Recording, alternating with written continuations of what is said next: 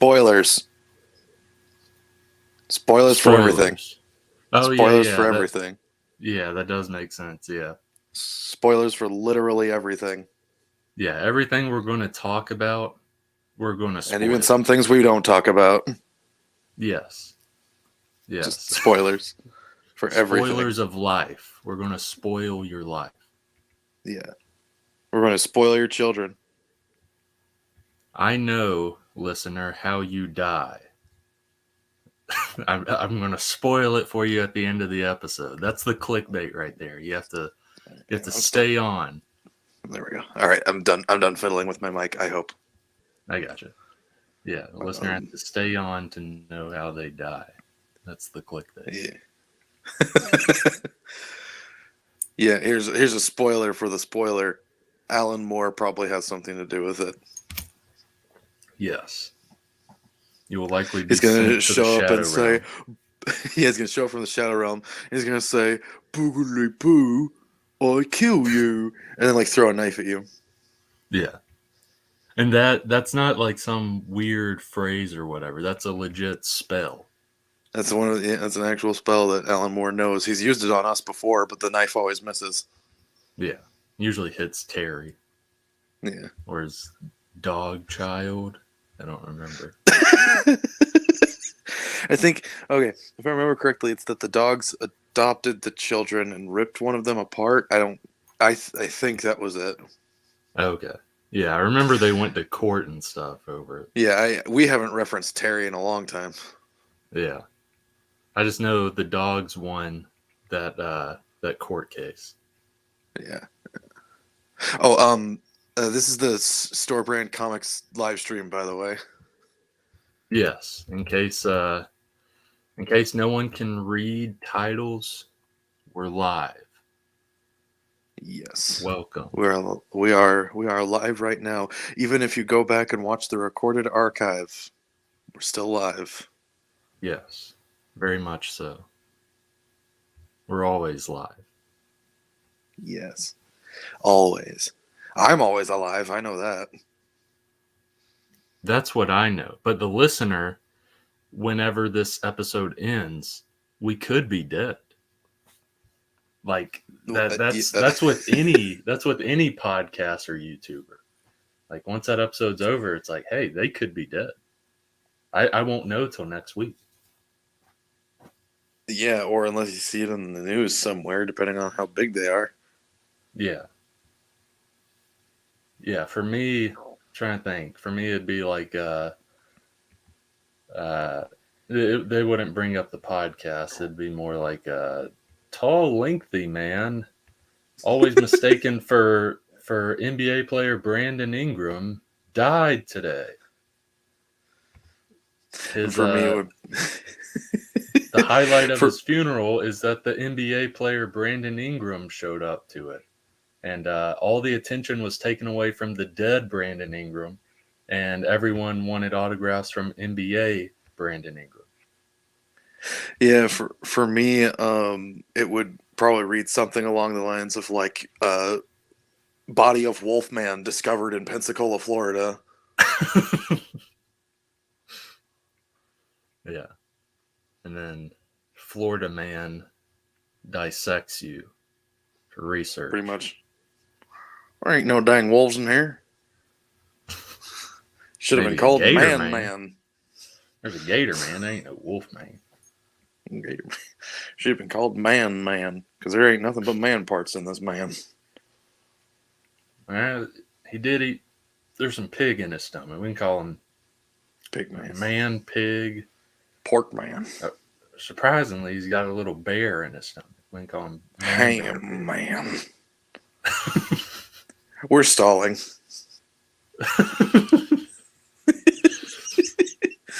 We're stalling for no reason. Yeah, I got a message from one of the comic book guys, TM Nerdy. He said station. I completely forgot. So station, Teo, means like if you've seen the Bill and Ted movies where they like put their hand on their chest. I've not seen a single Bill and Ted movie. Ah, dang. Well, there's a thing. They put their hand on their chest and they're like, be excellent to each other or something. I don't remember what they said. And Yeah, I'm Station's familiar basically that. with yeah, that bit at least. Yeah, yeah, yeah. That's basically what station means. He's not asking like where the nearest train station is or anything. Yeah, And then why station? I don't know. There's a YouTube channel called Comic Book Philosophers.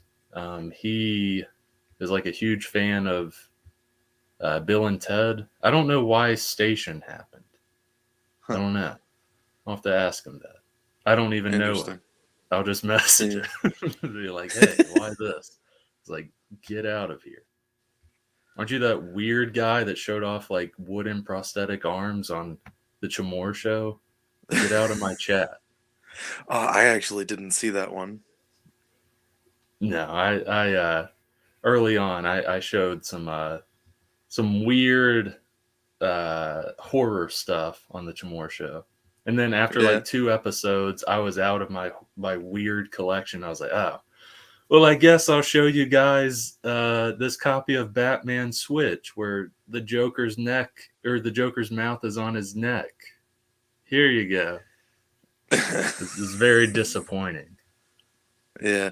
Oh, speaking of comic books in general, I decided over Christmas weekend basically that I was going to get a subscription to Marvel Unlimited because I was like, you know what? I just I'm I don't care that I have to do it through my phone. I just kind of want to read a bunch of comics. So Yeah, I've yeah. been doing a lot of that this past like How is week. I've it? been reading a lot. It's pretty decent. Um I like it. Like the collection is massive because it's like nearly everything. It's not completely everything. There are some like missing issues from some more like obscure titles, but Yeah. overall it's like it's really comprehensive. Um Even like as far as like the Star Wars stuff goes, like somehow I think like when Disney purchased Lucasfilm, they got all the like printing and publishing rights for all the Dark Horse Star Wars stuff. So like all of the Dark Horse Star Wars comics are on the Marvel Unlimited app. Oh, dang. Yeah. Dang, that's nice. Because yeah, I've always heard like I have read a decent bit of the that Vader series that Marvel came out with a few years ago, but I Yeah. never read the Dark Horse Darth Vader series. And I always heard like people would always say like, yes, this new one's good, but this Dark Horse one is a lot better. So okay, that's cool. Yeah, yeah. Yeah, like I've always been like generally interested in like the Dark Horse Star Wars comics and never really super like interested in like the Marvel Star Wars stuff. So now I have an easy way to read like the Dark Horse stuff. Yeah, yeah, I gotcha. Plus, What? I've mostly been reading like a bunch of '90s X-Men. Like I've been starting with like the Onslaught saga, which I just got through like the main bit of the Onslaught saga. Okay, I gotcha. What like year wise, what does it go up to? Um, like like in either direction, like backwards or forwards. More like Ford, like what's some somewhat It's current stuff? it's as recent as September of 2021. Oh, okay, that's not bad. Like I think they just have like a 3 or 4 month delay on issue uploads, and then like as much of the current stuff as they can at a time they put up. Dang, I thought it was like over a year. I thought they were basically like yeah, one of our most recent things we put out was Monsters Unleashed. Yeah, our No, new no, like title on they're yeah they're super up to date on it. Like I believe the first issue of the Death of Doctor Strange is on the app. Oh, dang. Yeah, cool. Two issues. I don't know how many issues this one is going for, but like 2 issues of the Trial of Magneto. Oh, yeah, yeah. Yeah, I think because of like it's all because of like Webtoon, honestly, but doing that and then transitioning to the Shonen Jump app, I think because of that, I'm more willing to try digital comics. So if I ever get back into Yeah. floppies, I think I'll just go the digital route.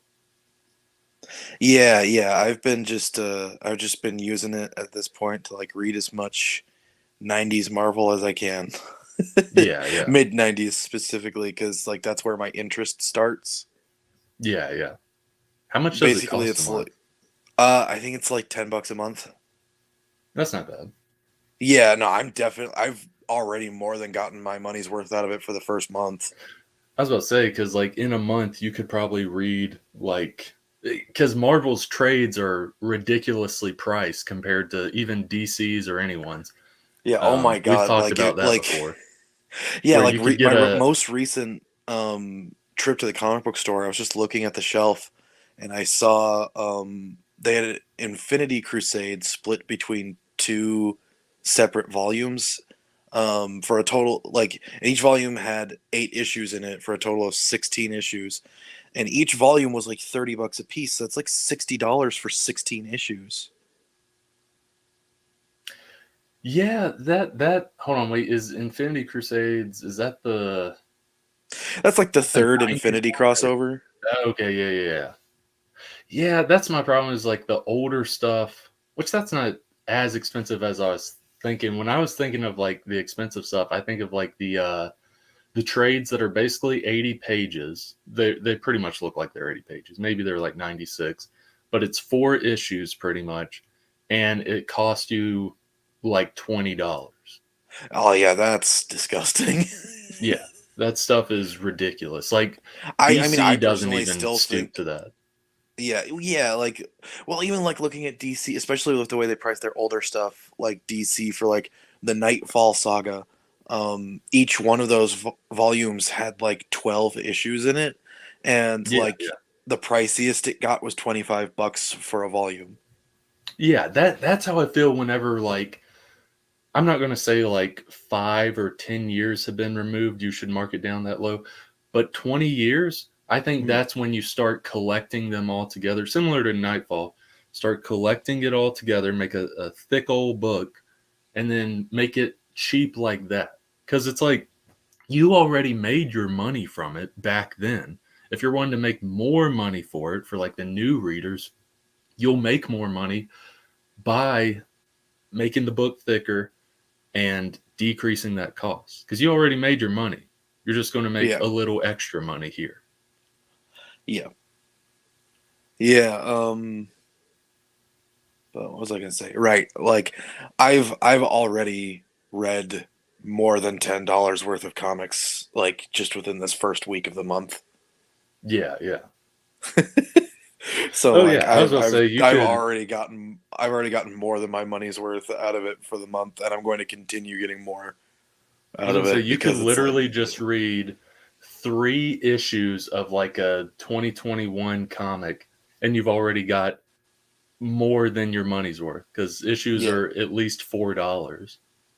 yeah, yeah, and like as far as I'm aware, there's no limit to how many issues you can read a day.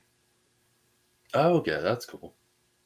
So yeah, I just like I've spent hours just sitting and reading. That's how I got through the Onslaught saga in less than a week. Is because I just sat and read X-Men for Yeah, yeah. like a week straight. Dang. And anytime I had the free time for it, I was reading X-Men. Yeah, yeah. That's how it was with like Chainsaw Man. I was just blowing through some Chainsaw Man. I'm reading Tokyo Ghoul now. I finished the first series. I'm on Tokyo Ghoul Re. I'm like Mm. almost halfway done with that. It's good, but I didn't blow through it like I blew through Chainsaw Man. Yeah, I'm really looking forward to the Chainsaw Man anime. Anyway, we gotta get into like the actual topic Oh for yeah, the yeah, yeah. stream. All right, so I know I had the spoiler warning up top, but just in case anyone like joins the stream like while we're still live, we're gonna renew spoiler warnings for each new topic, Yes. just to let everybody know, like, hey, we're spoiling this for you. So is this like, are we going for like a whole year in review type thing, or is this gonna be more of like a just the past couple months? I mean, like it can be somewhat of a year in review. Like, Mm.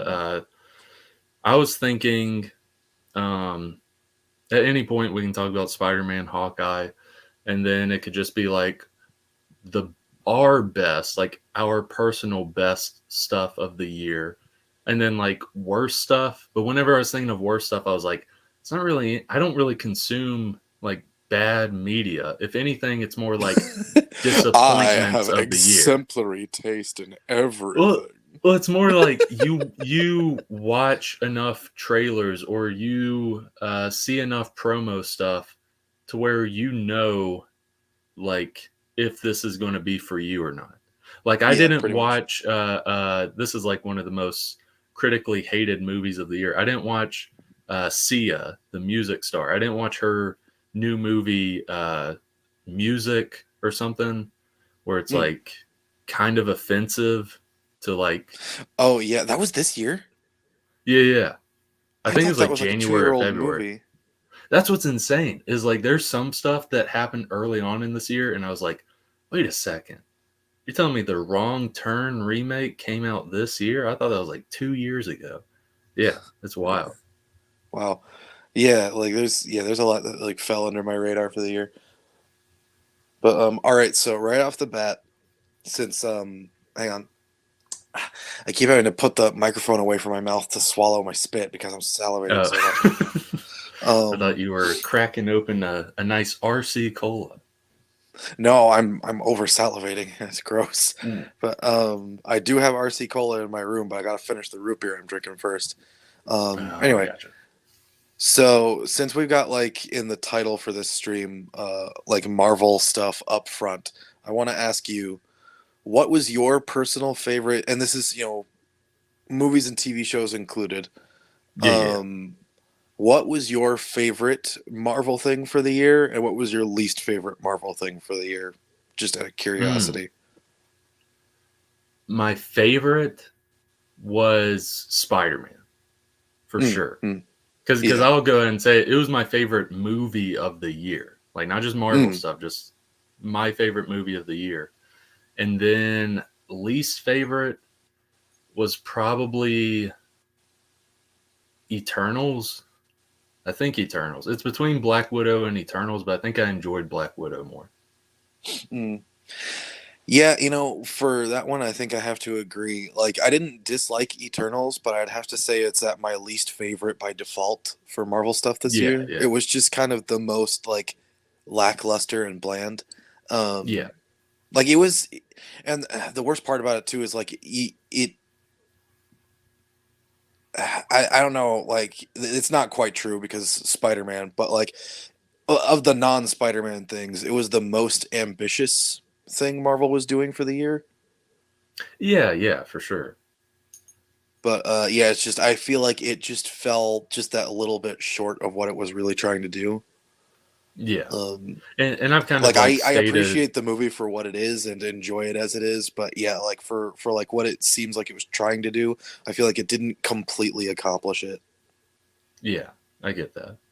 And I've kind of stated like and I don't hate the movie. I don't like think it's great or love it though. Like my thing with it Yeah. is like first two thirds of it, the first two acts are like okay. Like I like bits and pieces in it, but it's more like, and it's weird to say like I was a little bit bored because Mm, there's movies that I really like this year that other people would be like, that's super boring. Like I love The Green Knight. I could see yeah. someone seeing it as super boring. I Um, still haven't seen The Green Knight. it's one of those things where like hold off until you can like if you have a great like sound system or screen at your house or whatever that works, or just wait till one day there's some indie fest that's like playing it on a theater because I think that's like the best experience for that movie Hmm. because there's great like landscape shots where you see him on a horse like just little just tiny in that landscape going across and on a big screen it just looks like beautiful. Yeah. um uh oh yeah, yeah. So with Eternals, the first two thirds wasn't bad, but I was a little bit bored in it. I'm not just saying like, oh, all superhero movies, let's just get to the fighting. I'm not one of those guys. It was just like Yeah, when no. it came to the dialogue and stuff, I just didn't really care that much in the first 2/3. In the last third, when it does get to the big fighting, I was like, you did the fighting excellent. Yeah. Yeah, in particular, I really liked the way that like Makari's speed was depicted. Oh yeah. Yeah, that was the highlight of the fight, and that's what they focused on. That's what I liked with most of the fight is that they focused on that because it's like, yeah, this is our best, like, not saying it's the best thing going for the movie, but it's like in terms of action pieces, it's the best thing we've got. Yeah. But yeah, and then in terms of favorite Marvel thing for the year, I think I have to agree with you about Spider-Man. Oh yeah, it was just like I didn't really. I'm glad I didn't have any hype going in. I kind of Mm. died my hype down after a while. I was more hyped for The Matrix, which when we get to worst or disappointments, there's mine. Oh, really? I liked it. Yeah. Oh, really? Okay.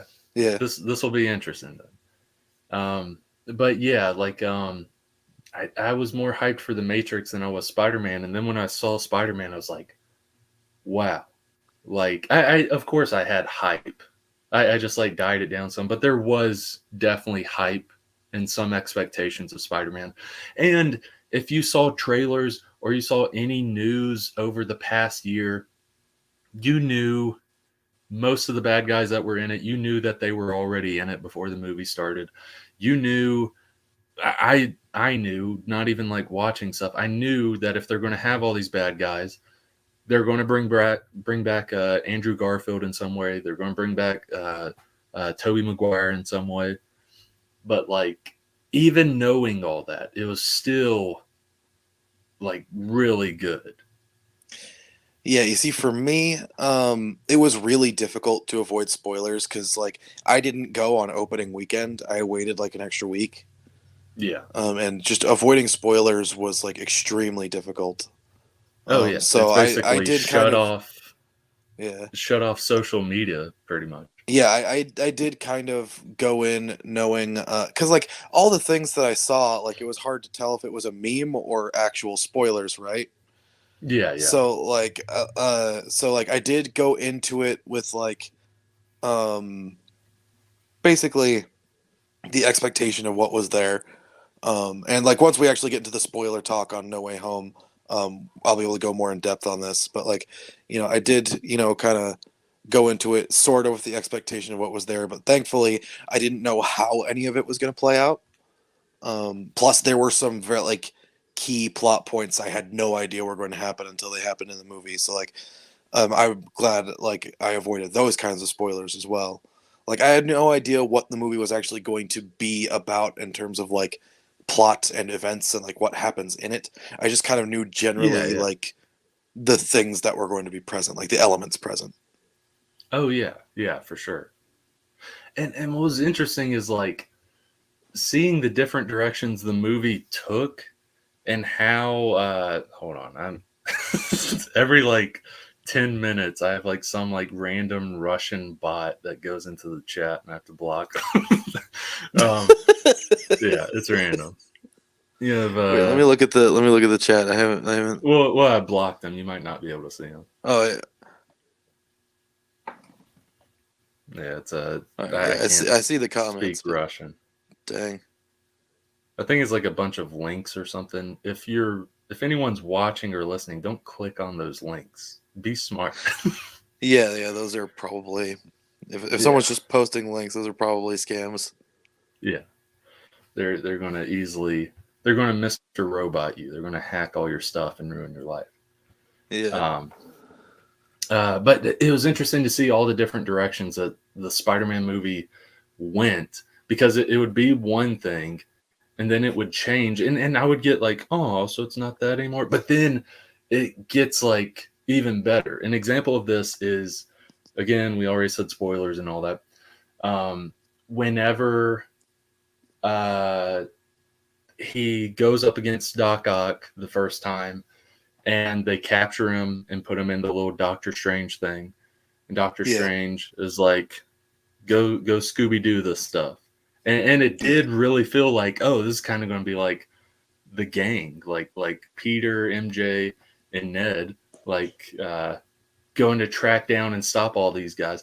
I thought that was pretty much going to be the movie from then on. I thought it was like, oh, so we're just going to have like Scooby-Doo tracking down these guys, and that's the rest of the movie. I was like, okay, I'm down for this. And then he like quickly gets most of them, and I was like, oh, okay. But then it keeps going, and the way it goes, I'm like, okay, I like the way they're going. This just shows that I'm an amateur when it comes to writing, because I would have just kept it at the Scooby-Doo stuff. Yeah. You see, and that is definitely an amateur thing that you and I both definitely have the tendency to do. Is like we tend to look at something as like, all right, here's the premise. Now, what can we do within the premise? Rather than thinking of like what the writers for this Spider-Man movie did, where it's like, all right, here's the premise, and now let's see how we can like shake that up and break it down a little bit. Yeah, exactly. But yeah, like just seeing like where it went like from you there. said, like there is that initial premise of like go out and get them, and then it's like, all right, we got them. Now what? Yeah, because it was like after that one, it was basically 20 minutes, and we got them all. It's like, oh, okay, yeah, okay, you surpassed what I was expecting. Let's see where you go with it, and I loved where It took 20 minutes for us to catch them all. What's taken Ash so long?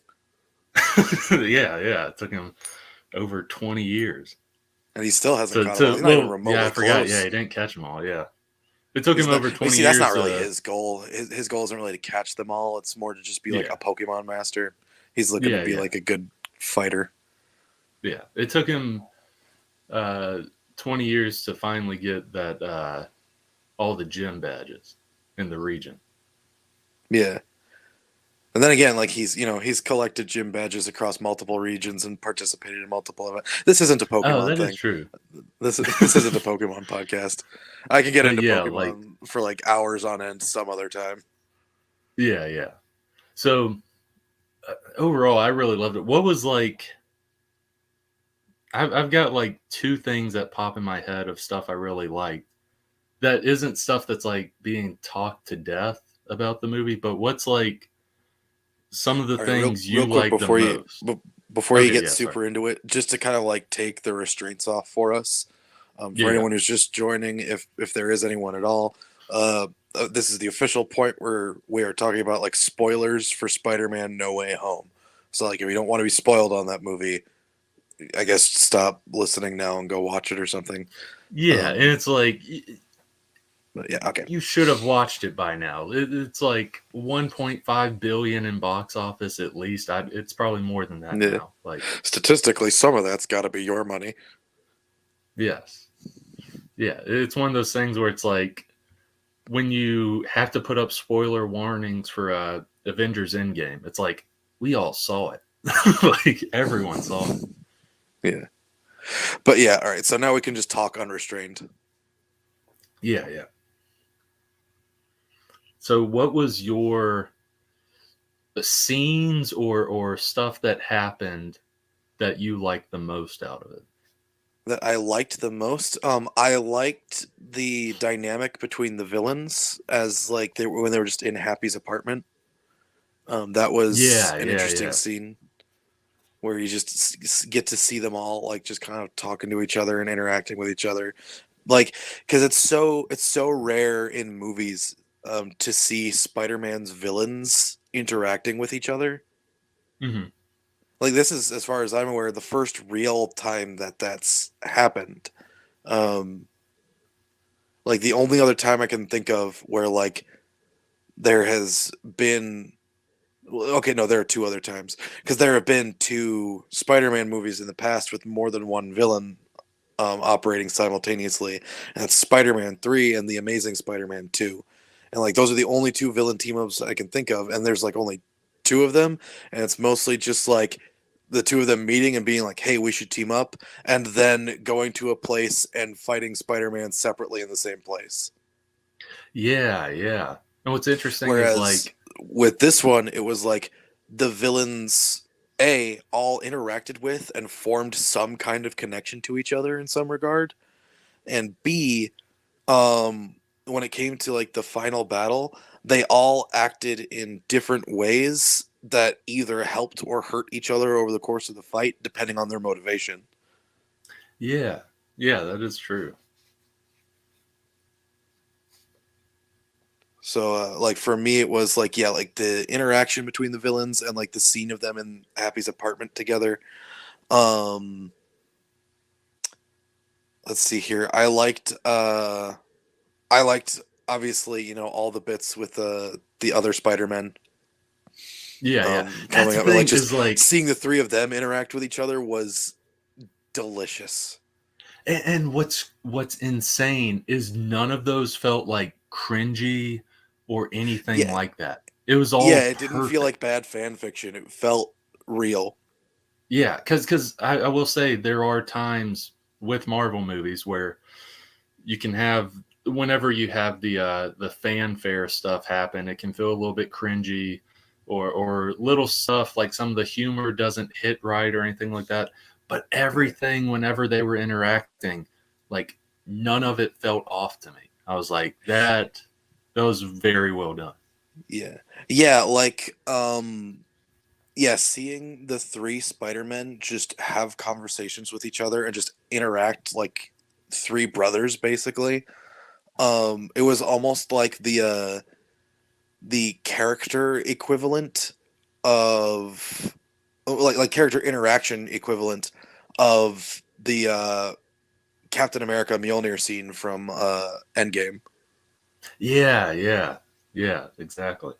Like that moment where you're just like, yes, this is what I've wanted my entire life. Except in this case, it's like it goes back way further because like like the Captain America lifting Mjolnir, those are seeds that were planted as far back really as like 2011, and it was paid off like 7 years or 8 years later. It was paid off like within a decade, right? But Yeah, like yeah, this is something that like this goes back to when I was like a small child yeah, watching Spider-Man movies for the first time in my life. And Spider-Man has always been like my favorite superhero for my entire life.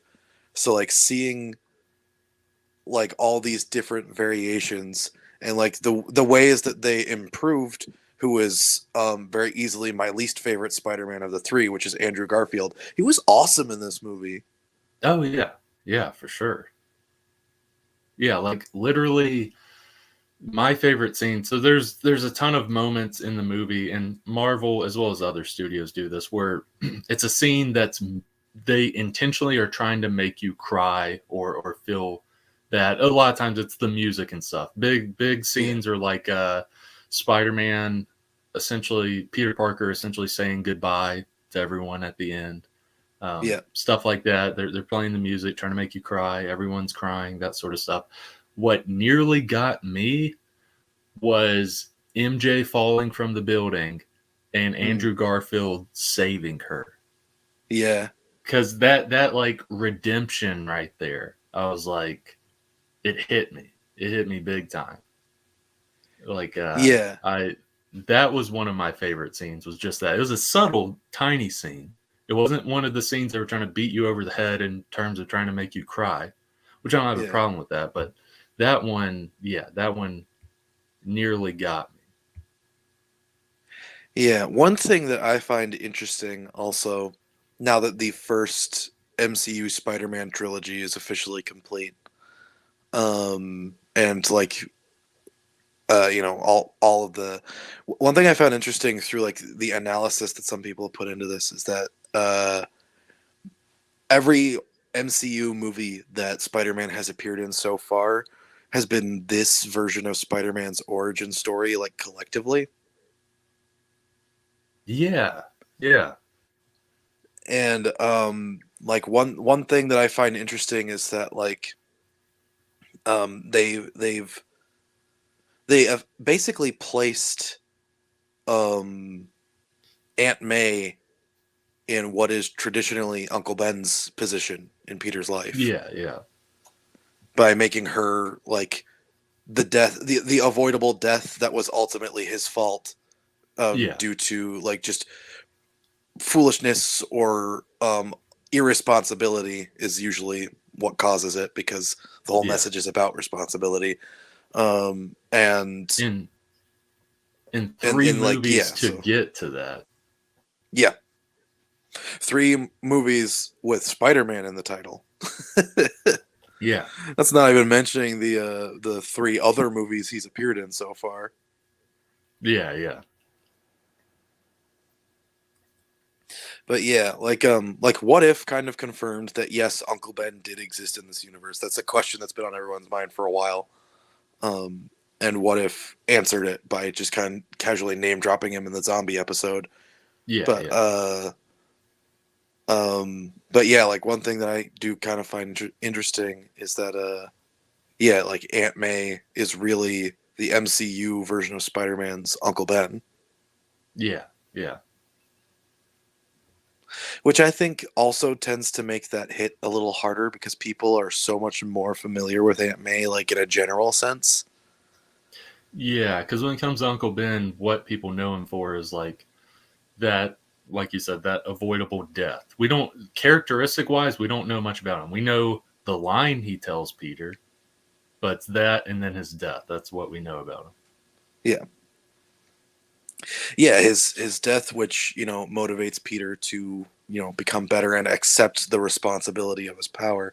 And in this Yeah, case, like I feel like that message is communicated like a lot more powerfully than other Spider-Man movies have tended to communicate it, because not only is it an like an avoidable death that Peter effectively caused because of his lack of responsibility, but it happens because May won't let Peter run away from his responsibility to fix it. You know what I mean? yeah, yeah, yeah, Like the reason that she you know gets killed is because like she knows that Peter is the one who caused the problem in the first place, and Peter knows that he caused the problem in the first place, and she yeah, knows that he has a responsibility to the villains to fix them and not just condemn them to die when they are returned back to their realities, and he knows this as well. And so yeah, it's like it's ultimately like,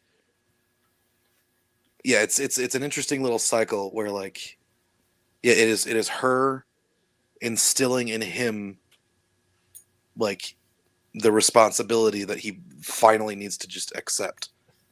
yeah, And even like in her in like her dying moments, like she never blamed anyone, she was never upset with anyone, she just kind of like accepts it in the end. yeah, yeah. I find that very interesting, and like I cried in the theater watching that scene, so Yeah. it was No, it was very well done in my opinion. yeah. It was also like, This is one of the, like, this movie could have been a mess. This movie could have been a horrible mess. oh But yeah, it's like one of the most well put together Spider-Man movies in particular that I think I've yeah, seen. yeah. Because that scene, like, her death, they don't like. To me, they didn't like try to play it up like super dramatic orchestra, all that stuff.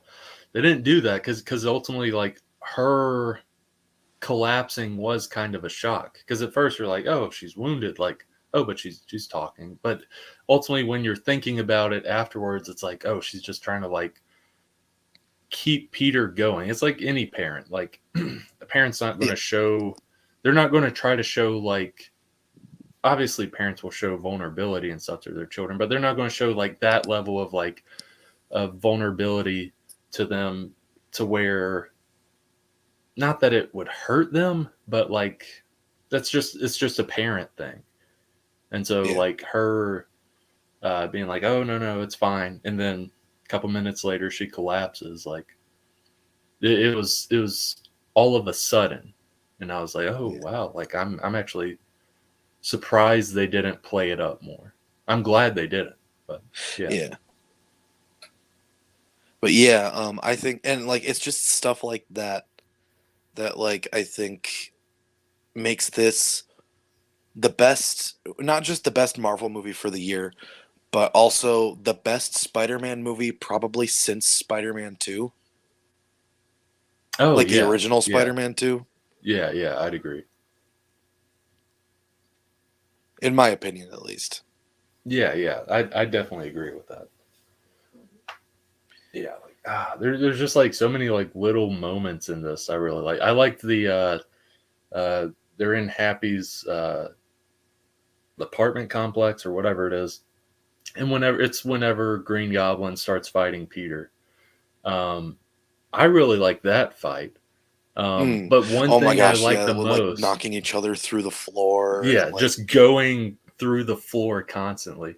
That was really and the cool. way and the way that like Peter was just like wailing on his head, like had him Yes, in that like leg lock and just beating on his face while the goblin just like laughs at him is just I was about to that say was that's incredible. that's also one of my like favorite moments. It's also like scary. It's like Yeah, terrifying because like yeah, Peter's just like beating the crap out of this guy, and it's Willem Dafoe. He can make yeah, the most terrifying faces ever.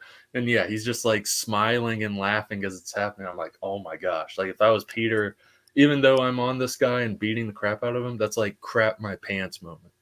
yeah. Because like this version of Spider-Man has never fought anyone like that before.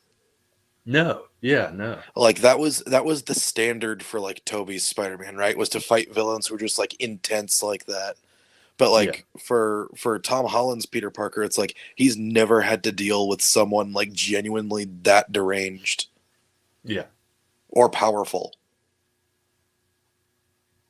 Like at least not on his own. yeah.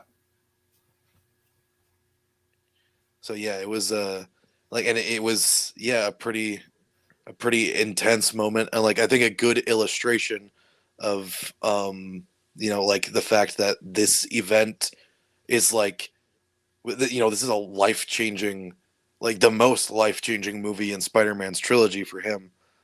Oh And yeah, like this is like that pivotal moment where you realize like this isn't going to like have an easy end.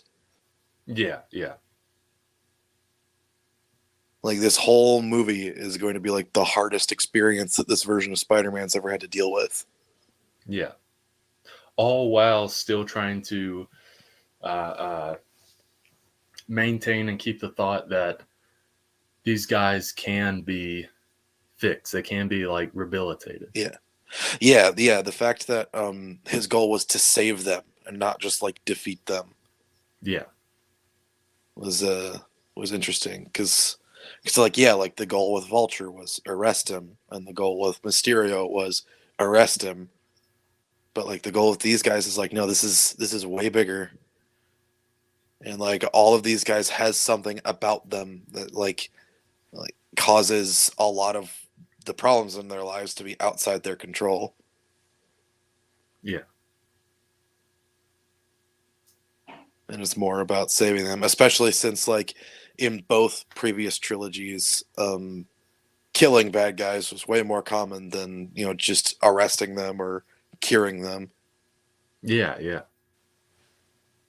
which is another thing that I think puts the Tom Holland version of Spider-Man a little more in line with the comics for all the people out there who complain about how inaccurate these movies are to the comics.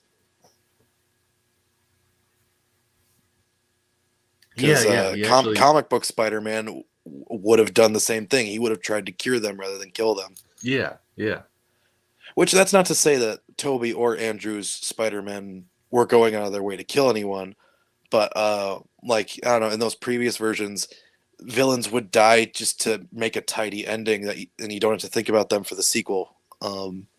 But like for this Spider-Man, it's like no, like that's you know you don't just take the easy way out for the convenience of writing it. yeah, That they actually write Tom's Spider-Man with consideration to who Spider-Man is as a character. yeah, And they finally stripped away everything that anyone could ever use to continue complaining that he's basically Iron Man Jr. in these movies. yeah. which I've never found to be a totally valid complaint to begin with. No.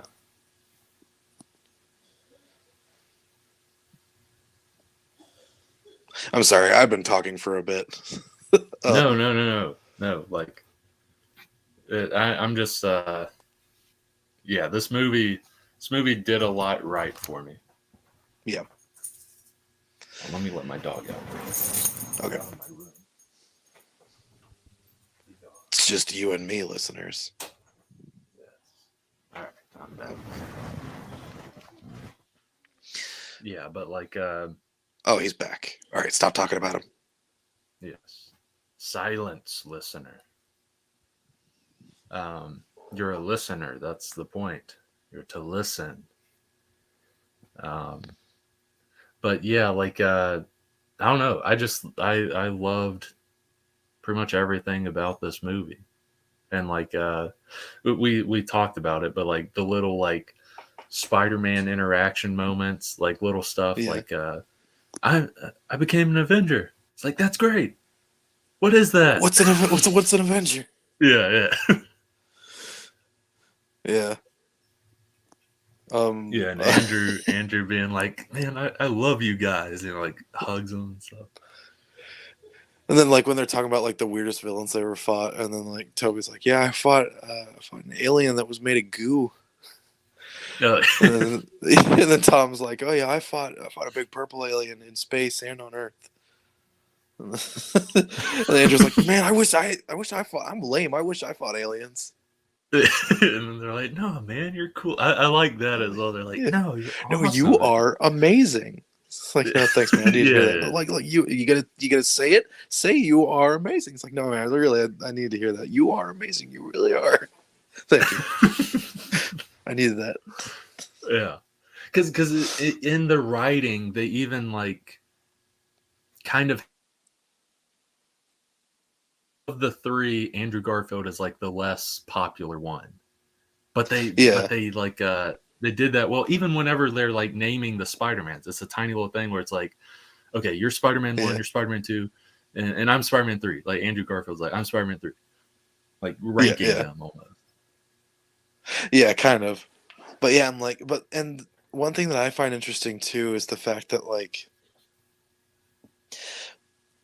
they are all Peter Parker, but the crazy thing is like there's such like character distinctions between them where it's like they all still manage to feel, even though they are three versions of the same character, they all still manage to feel like both like different people from each other and also like faithful to their original representations. Like Toby's Peter still feels like Peter Parker from the original Raimi Spider-Man trilogy.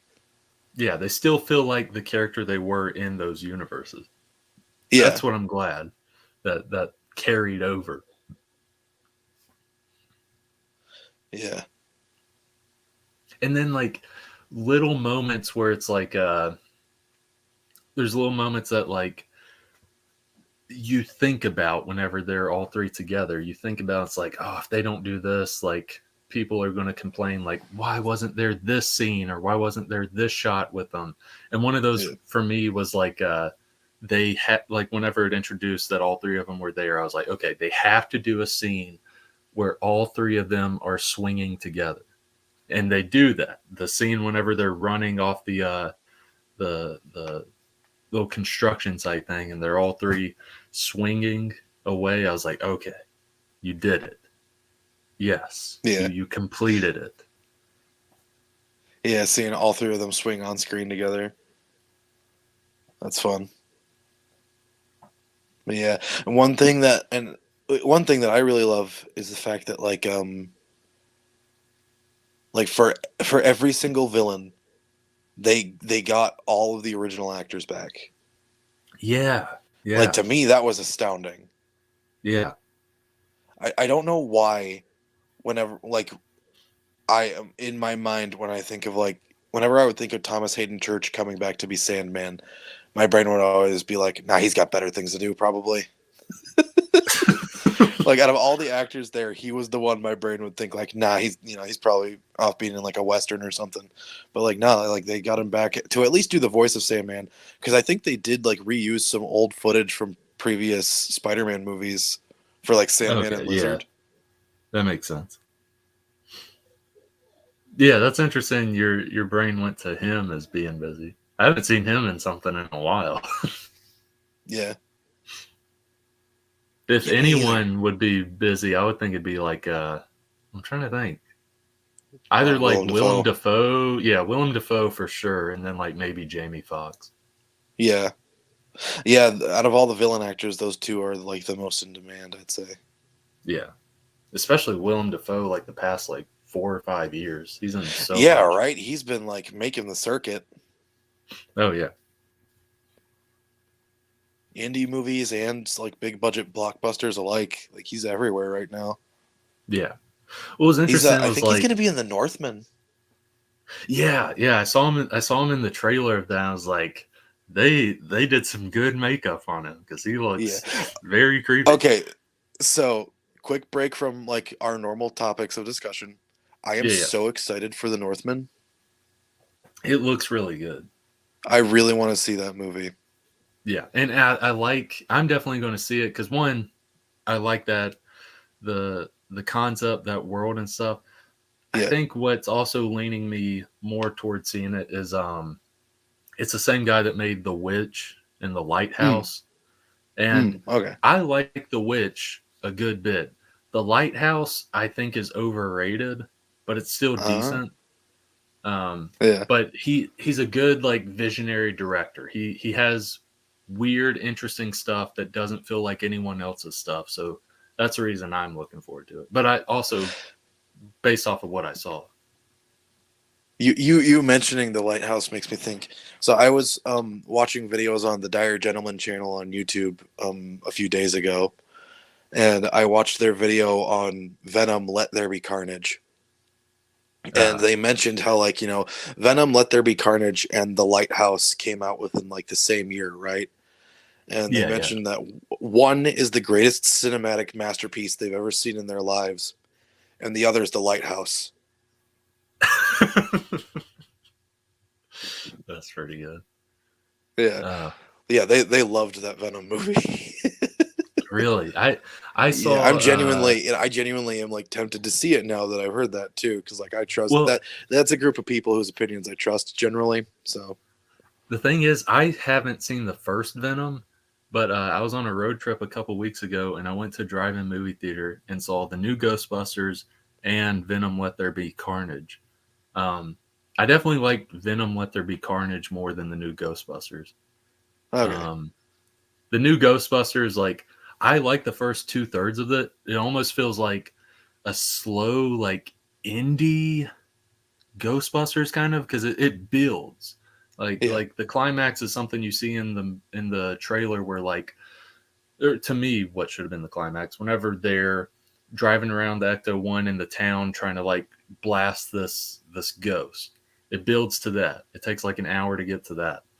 But yeah, the last act of that movie is just like nostalgia, fanfare porn done awfully because Spider-Man does it perfectly.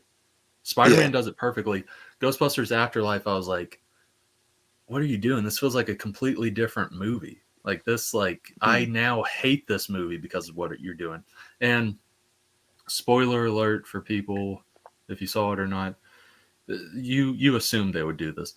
When they bring back the original Ghostbusters, there I'm okay if you do that. The way they did it is such like, oh, you want this here 30-40 year old nerds, I you Yeah. want this, take it, yum, delicious. I was just like, this sucks. It doesn't You fit the rest of the movie I just saw. completely forget about the lady Ghostbusters. Please, we beg you. We're sorry. We're sorry we dared put Ugh. vaginas on the Ghostbusters. After seeing this movie, I feel more inclined to go back and see that. Did you ever see the Lady Ghostbusters one? No, I haven't. But after seeing this, I feel more willing to go see it. It's a completely average, normal movie. Like, it's Hmm. nothing special and it's nothing awful. It's just a normal movie. It's not quite, you know, it's not like the original Ghostbusters, and no Ghostbusters movie is ever going to be Yeah, like yeah. It was the lightning in a entire bottle. world You has can't. been like the entire world throughout history since the first Ghostbusters movie came out has been conspiring to ensure that you can never replicate that success again. Yeah.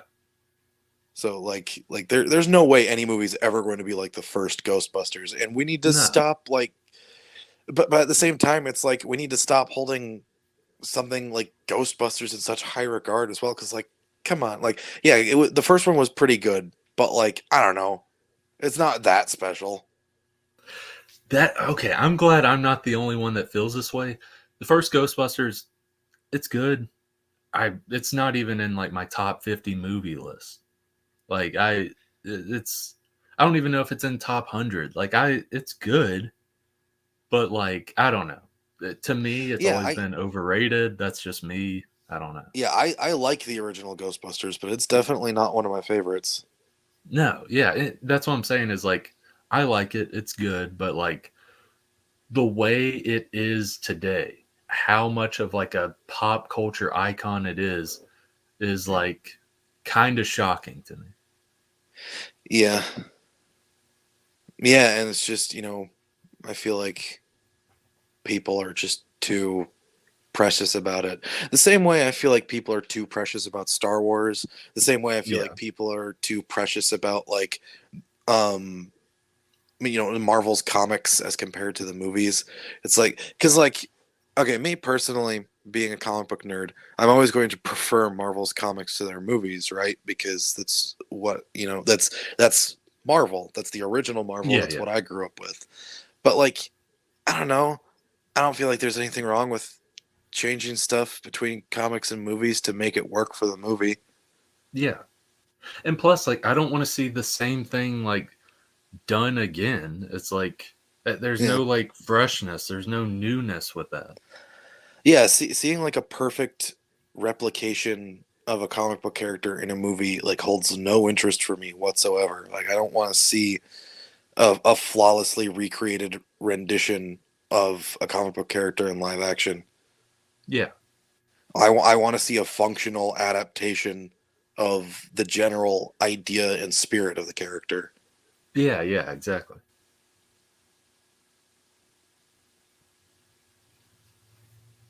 But yeah, so and yeah, when it comes to stuff like Ghostbusters and especially Star Wars, it's like everyone in the world. Okay, I know, I get on the soapbox about Star Wars a lot, but just one more time, Yes. like everyone in the world, there's nothing particularly precious or special or unique about Star Wars. Yeah. So like the sequel trilogy and the prequel trilogy, neither of them ruined Star Wars. Neither of them ruined your childhood. It's all just Star Wars. None of Yeah. Star Wars is any better or worse than any other Star Wars. Sure, it's a fun world. We all like it, and it's important to a lot of people. I'm not saying it can't be important to you. I'm just saying stop. It's like I don't know. Like it's not world ending if there's like one bad Star Wars movie, which let's be Yeah, honest, yeah. there is probably only one actually bad Star Wars movie. Now, which one is that for you? For me personally, I would say probably, and this is not to say I outright dislike this movie either. I just kind of recognize its flaws, and Yeah. ultimately it is a bad Star Wars movie. I will say Episode 9 is probably the Yeah, bad Star Wars movie to me. I'd agree. Yeah, if I, and I still like it. It's still Star Wars. I just feel like there were other directions they could have taken it than just falling back on The Emperor Came Back. yeah, yeah. Yeah, I'd agree. And yeah, that's the thing is like it was one of those things where like, yeah, when I watched that movie when I was done getting out of the theater, which the theater experience for any movie you see will bump up like the score of that movie for you by like 1 or 2 points because it's the theater Yeah. experience. It's Yeah. giant screen, the best sound. If you don't have thousands of dollars of sound equipment in your house. So it's the heightened experience for it. And like, even with that, seeing the ninth one, when I was done with it, I was like, I didn't really like that. But Yeah. it's exactly like what you said. It didn't like end my world. Like, it wasn't like, oh no, like for the next week I'm going to be like so like depressed, or like this just ruined my life. It's like, no, like it was a piece of media I wish could have been better. Ultimately it wasn't. And then I just carry on. It's just how it goes. It's just the way it works. Yeah. It's just the way the cookie crumbles. And now we talked about this like we talked about this like a million times, but now there's a Star Wars out there for anyone on Disney Plus and all that stuff. So there you just go. gotta wait for it to come out. You can have your piece of Star Wars. Yeah. Yeah, you want Ahsoka? She's coming. Yeah. You want a murder mystery Star Wars? I think that's what the Acolyte is. It's coming. Okay. You want cartoon Star Wars? We got all of it. There's all of that everywhere. Yeah. Are you kidding? Star Wars is a cartoon. That was the easiest for us to make. Yeah. That's half of Star Wars now, is cartoon Star Wars. Yes. It is, isn't it? That actually makes me think, because I mentioned it just a bit ago that like Star Wars is a cartoon, because it is. Yeah. A few days ago, my mom and I were just like spending the afternoon watching movies, and one of the movies we watched, this was my mom's choice for a movie. We watched Journey to the Mysterious Island, which is the sequel to Journey to the Center of the Earth. Is this with The Rock in it? Yeah, it's The Rock. Because like the idea is that like the central conceit of those movies is that like the writings of Jules Verne exist in the real world. Yeah, yeah. So like, that includes like, the Journey to the Center of the Earth. That was the first one. And then like the Mysterious Island is the second one. And then they incorporated elements of 20,000 Leagues Under the Sea into the Mysterious Island one, just getting it all out of the way right off the bat. So like the entire escape plan for that movie, like to get off the island, which was sinking, was to find the Nautilus, which is Captain Nemo's submarine, to escape the island. And then like, as we were watching the movie, firstly, anytime my mom would be like, okay, that's ridiculous, or like say something along those lines, I would just look at her and say, Mom, it's a cartoon. And then like, by the end of the movie, when they were because I had like checked out partway through the movie and stopped paying attention, so then by the end of the movie, when I was like starting to pay attention again, I was like, wait a minute, when did they decide they needed Nemo's submarine? And I looked at my mom and I was like, you know what we could have watched instead of this today? League of Extraordinary Gentlemen. She was like, yeah, we could have, because Captain Nemo is a character in that movie, and and that just makes me think that like, if we'd rather watch League of Extraordinary Gentlemen than that movie, then it's gonna be pretty bad. Now, of course, I come from a family where like we like cheesy schlocky action movies. Like the love that you have for like cheesy like B-rated horror movies. My family has that same feeling towards cheesy action movies. Oh, okay, I gotcha. So like League of Extraordinary Gentlemen, Abraham Lincoln Vampire Slayer, Underworld, basically anything with vampires in it. Like if there's vampires and it's action oriented, like we'll watch it. Yeah. The original Blade movies. Yeah, my mom likes vampires with guns and martial arts. Nice.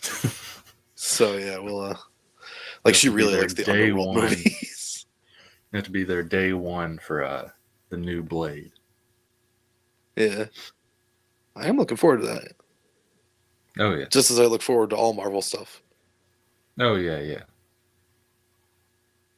But yeah, Oh, I maybe we'll did see watch. Journey too. Yeah, I maybe was we'll watch looking League of through. Extraordinary Gentlemen today. I don't know. Nice. Sometime this week. Yeah, yeah. It would have made me uncomfortable though, because I had just had like a dentist appointment earlier that day, and so like I had like blood coming from my mouth a little bit, and uh all the vampire stuff in that movie is very like it's a little gratuitous with how much blood they show. So like Oh, that would have yeah, made me yeah, uncomfortable, because like yeah. blood just generally always makes me uncomfortable. But like yeah, like the vampire chick in that movie, it's like anytime she like bites down on someone's neck, it's like there's always like a ton of blood around her mouth. It's like, okay, all right, did you have to be that sloppy about it? Like that's uncomfortable to look at. Yeah. But now I'm a couple days removed from that dentist appointment, and I'm There you not go. bleeding anymore, thank goodness.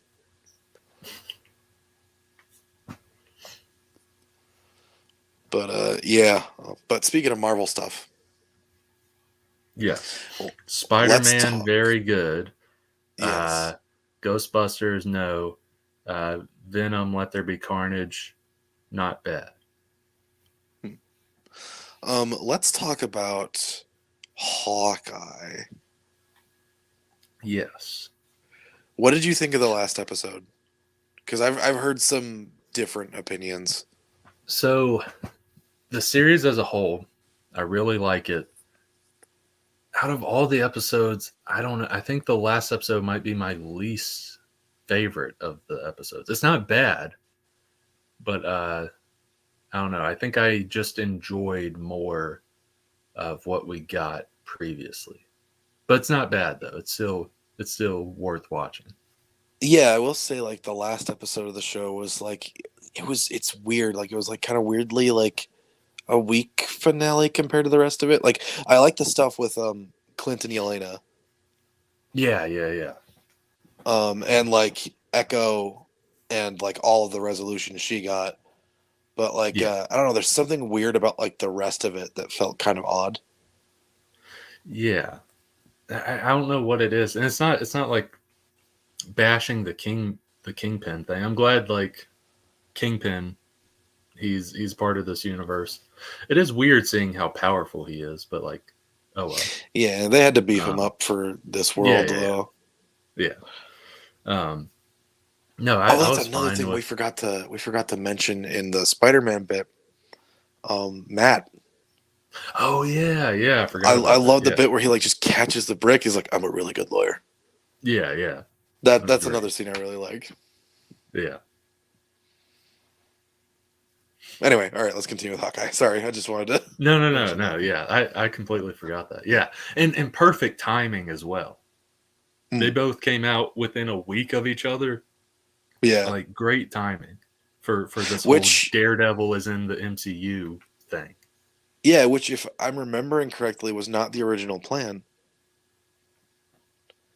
because like all the Marvel Disney Plus stuff was supposed to start early um 2020, um or mid 2020, and then it all got delayed by quite a bit.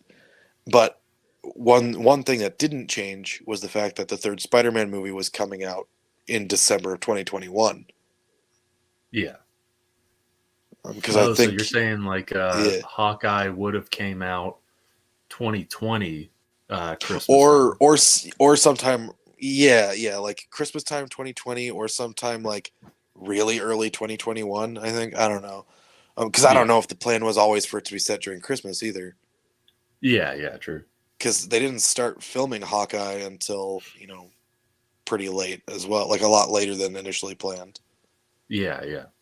because of the pandemic and all that. Yeah. So like yeah, I don't know if Hawkeye was even originally planned to be a Christmas movie or Christmas show. Yeah, yeah. That's basically a movie. All the Marvel stuff's basically movies. I'm thinking But about yeah, this so last episode though, and I'm thinking in like I don't know. I guess like there wasn't anything like super special to me. Like the best action stuff. already happened. I think some of the best Yeah. action stuff was like the car, when they're in the car, they're doing the trick arrow stuff. That's Yeah. some of the best action stuff in the show. This one, like, they're fighting on ice. I was kind of like, it wasn't bad, but it was more like, yeah, it's there. Yeah. Yeah, I will say that the car chase from episode 3 is probably like the action highlight of the series, Yeah. with And which Kate was just perfect. firing whichever arrow she grabs. Yeah, which was perfect because there's bits and pieces. It ultimately, the most inspiration comic wise came from the Matt Fraction run, but they didn't Yeah. like go beat for beat, which I Yeah. loved. But they took little bits here and there, like that, for example. There's a one of the issues in that run where they're in a car, and like Kate is firing off arrows, and she's like, "Which one is this?" He's like, "I don't know, just shoot it." And it's like the random trick arrow stuff, and I like that they Yeah. like pulled that. I was like, "Oh, I like that." I think it was even like the same car as well. Didn't they take the charger in the car or in the comic? Yeah, maybe. I think you're right. Because in the show, Clint's like, I'm not smashing a 72 Charger. Oh yeah. That's right. Yeah. They And the whole hinted bit at with it. Okay, yeah. yeah, and the whole bit with Echo shooting Kingpin in the head. I understand that that might be initially disappointing for a lot of people because it's like, you know, Kingpin's dead, right? I personally don't think that they would have reintroduced him in this show just to kill him off like that. Did people actually think he died? I'm pretty sure there are people who think he's dead. That Um, makes me think. It's not to this level, but like it reminds me of like when Infinity War came out and you saw yeah, the end, everyone died. You see Spider-Man turn to dust, and there was like legit people that were like, "Oh, they're dead." It's like realize they're like coming back. There's another yeah, Avengers movie coming. yeah. Okay, but you see, that's you see, for me, I was the same way. Like, they're coming back, right? Like, I had the same thought process, but that's because you and me are so like entrenched in superhero storytelling traditions. One Yeah, thing yeah, that the rest of the world is not as used to as you and I are is the idea of temporary death. yeah, yeah. True. Like, for you and me, we grew up in a world of temporary death. No matter who dies, or how big the death is, or how important it seems, it can always be reversed. It For ultimately everybody else, started. for everybody else, it's like that was it. Like, they were like, "Oh my god!" Yeah, yeah. It ultimately started with comic books, but like media has adapted that a lot the past 20 or 30 years. Like every soap opera does that shtick of a character that's been dead for 3 seasons comes back. All CW shows do that. Well, they're comics, so yeah. Yeah, Um, yeah, but there's a lot of stuff. There was even like some movie or show I saw within the past month or two where like a big thing at the end of it was this character that was like there was a death that happened early on.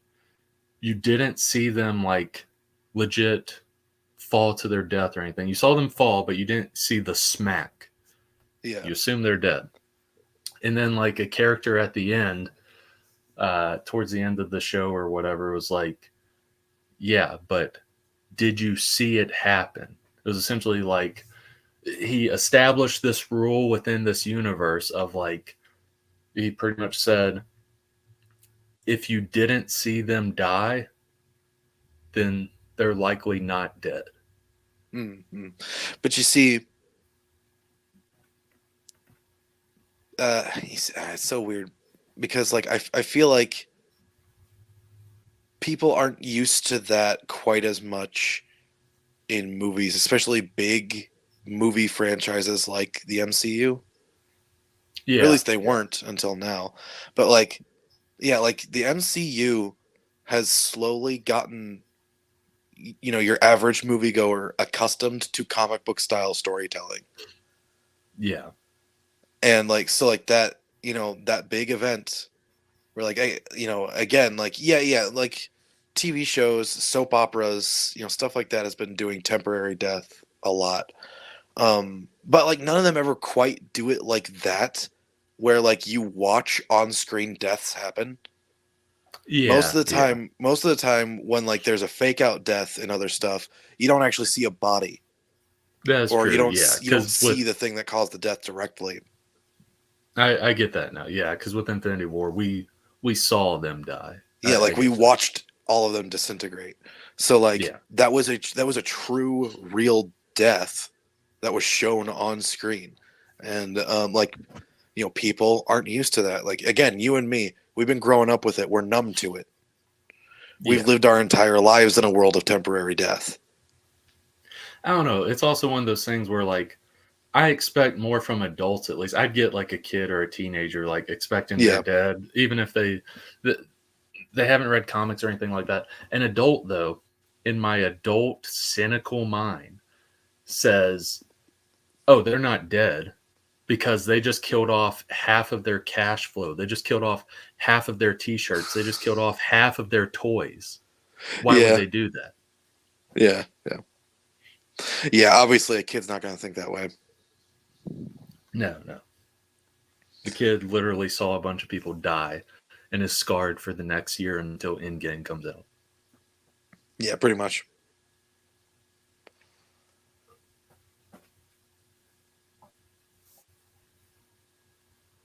Hawkeye. Hawkeye. I liked it. Yeah, I Oh, thought it was right, pretty good. right. The reason we even got on the whole temporary death thing, is because I personally don't think that the Kingpin is dead. I certainly hope he's not dead, because No, he's not. Didn't the a cop show up yeah, and his body was gone? that was before Echo shot him in the face. Oh, okay. So like they could, but see, here's the thing: the camera panned away before she fired. Yeah, yeah, So like it could, so it could be one of those things where like she fired over his head or around him, or or something, and like any number of reasons for him not to have like taken a fatal gunshot to the head. And even yeah, then, that moment where she's pointing the gun at his head and fires is taken directly from the comics, where Echo shot Kingpin in the face, and all he needed was an eye transplant. Oh, well, there you go. That's what that's what's going to happen, or it's going to be very similar to that. Yeah. So my personal hope, is that because Echo already has a spin-off TV show announced. Yeah, Um, yeah, so my personal hope is that Vincent D'Onofrio is going to be back to be Kingpin, to be the main villain of her show. yeah. That'd be good. And then like you don't have to like cram him in there, but you could tie in Daredevil into that because that's going to be a more Yeah, street level show. yeah, exactly. Because Echo is basically the deaf equivalent of Daredevil. Yeah. Oh, dude, they're going to do that. I just forgot that works perfectly. You have a Yeah, yeah. deaf character, you have They a just blind character that reintroduced. kick butt. Yeah, they Yeah, did just reintroduce Daredevil. So yeah, they're going to do that. That makes perfect sense. yeah, one thing that I've noticed about this in like this past month of Marvel stuff was basically just about establishing what does, and in fact, the entire past year has been about establishing what does and does not still count from old continuities. Yeah, yeah, Like, probably due to their relationship with Sony and the fact that they have to make it work, the previous Spider-Man timelines count in the yeah, multiverse at least. However, because Disney outright bought Fox out, they've made it pretty clear the old X-Men movies don't count, yeah, with their whole boner trick yeah, yeah, in WandaVision. Like yeah, that was a pretty clear statement. Old X-Men, not there anymore. yeah, Um, Netflix stuff was originally meant to be a part of the MCU to start with, so at least some of it still counts. yeah. We know Daredevil still counts. Like that's been pretty concretely confirmed at this point. It's one thing I'm wondering is how much of Daredevil still counts. Yeah, yeah,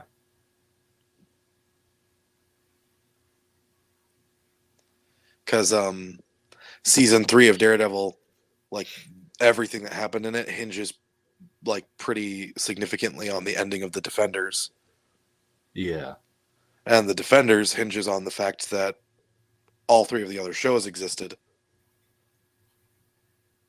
yeah. Huh. Plus, it makes you wonder, with Punisher being a direct spin-off of Daredevil, how much of that is It's still intact, Punisher. if anything. Yeah.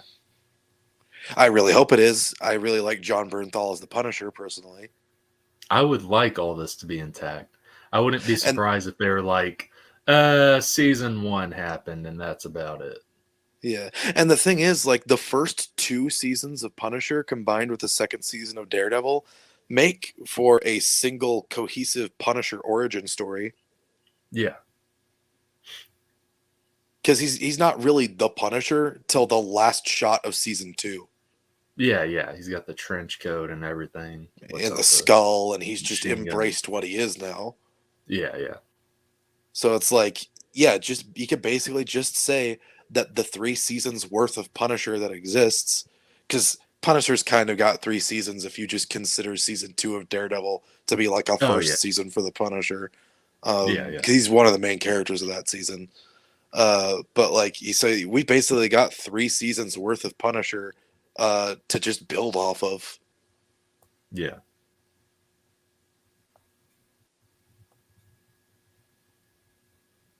Fingers crossed, because that would be great to see Punisher. Yeah, and if you include the Defenders crossover, 4 seasons worth of Daredevil. Yeah. Oh, yeah. And 4 seasons worth of Jessica Jones. Yeah. Forgot about that. And then 3 seasons apiece for Luke Cage and Iron Fist. Yeah. But those seem like the 2 least likely to make the transition. Yeah. Particularly Iron Fist. Marvel is keenly aware of how much people don't like that show. Oh, they're going to bury that show. No one's going to see it. The light of day. It's not going to see. Who needs Iron Fist when you got Shang-Chi, right? Yeah, exactly. Why do you need more than one martial artist? Yeah. That's very corporate thinking. Yeah. We don't need more than one magic martial artist. We made Shang-Chi magic to avoid Iron Fist. Yeah, if somehow Deadpool 3 is in the MCU, they're going to do a whole thing where Iron Fist tries to pop through a little multiversal portal and Deadpool closes it midway, cutting him in half or something. Yeah. I do believe they are doing a Deadpool 3. It is in the MCU. It is going to still be R-rated. And a lot of people are wondering, like, how is that all going to work? An R-rated It's Deadpool movie in Deadpool. a PG-13 universe. Because, like, people are so convinced that Disney's just going to, like, either over-sanitize Deadpool or, like, try to cordon him off into his own thing. But it's like, I don't know. Like, it's a cinematic universe. Like, I know people in the real world who don't swear, and also people in the real world who swear a lot. They somehow exist in the same universe. Yeah. As well as like the crazy stuff. Is it really that hard to wrap your head around? Yeah, as well as like the crazy stuff that will happen in it. It's like you just got to keep that in mind when it comes to the Deadpool comics. Is like the crazy stuff happens all the time, but like not saying they hand wave it away, but they do. Yeah.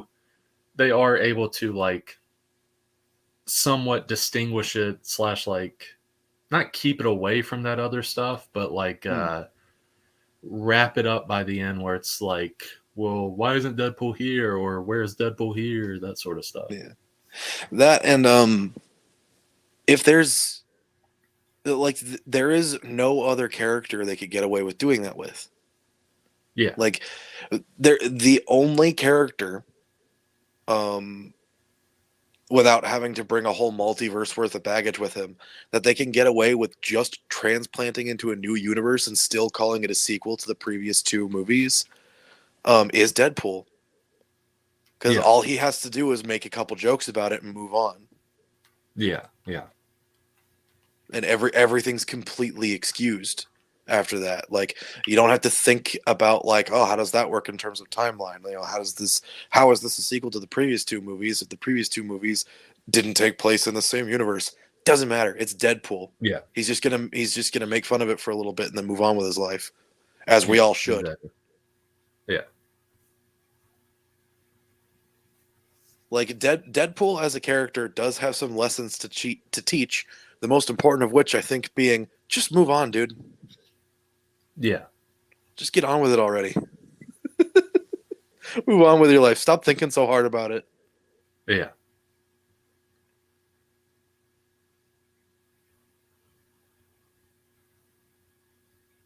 And people are wondering how he's going to work in terms of, like, crossing over into other characters' movies, right? Like, how is this R-rated character going to cross over into a PG-13 movie? Here's an idea. Just put him in one and don't let him swear. Yeah. Tone down the dirtiness. Yeah. His personality can remain 100% intact in a PG-13 movie. You want to know how I know that? Because it's just Ryan Reynolds. He plays himself in every movie. He's done it in PG-13 movies. You can just, all you have to do is put Ryan Reynolds in a PG-13 movie and tell him, all right, now be Deadpool. Yeah. It's that easy. Again, stop thinking so hard about it. And also, if he's going to cross over with characters, it's likely going to be more of a comedy than it is going to be like this crazy drama or whatever. So if you're going to do the censorship route, they could go full into it where the censorship is a part of the joke, where you have like... Yeah, they could lean hard into that. Yeah, where you can like have little like in comics, how it has like the all the letters and stuff. It's like money sign, exclamation point, all this stuff for a cuss word. You literally have that pop up in his face, and he's like, "What the hell was that?" Like, yeah, as well as like have the bleep happen. It's like everyone's like, "Where the heck did that come from?" Like little stuff like that. You could have the main villain be whoever is censoring Deadpool. I don't know. It's just, you can make it work. Yeah. Like you could have, you know, you could. There are ways to make it work where, like, you have Deadpool, or like just have Deadpool show up and he's like physically compelled to use replacement curses. Oh yeah. Just have it. Yeah, like I hate Fairyland. Just have it like that. Yeah. Yeah, just have him say fluff instead of the real F word. You have like a 15 to 20-second scene of him just being like, "Man, fluff, like fluff. Why can't I say it? Fluff. What's the rating on this one anyway?" No, you can easily make it work. It's PG-13. I should be allowed one. We could get away with one. Oh, and then later on, you have like a character like willy-nilly use that one. And Yeah, like, just what the heck? Yeah. He's like, what the heck, man? He completely wasted it. Yeah. You wasted my swear. Yeah. And then whenever he does like a big action scene, he uses it, and he even comments like, that would have been a good place to have it.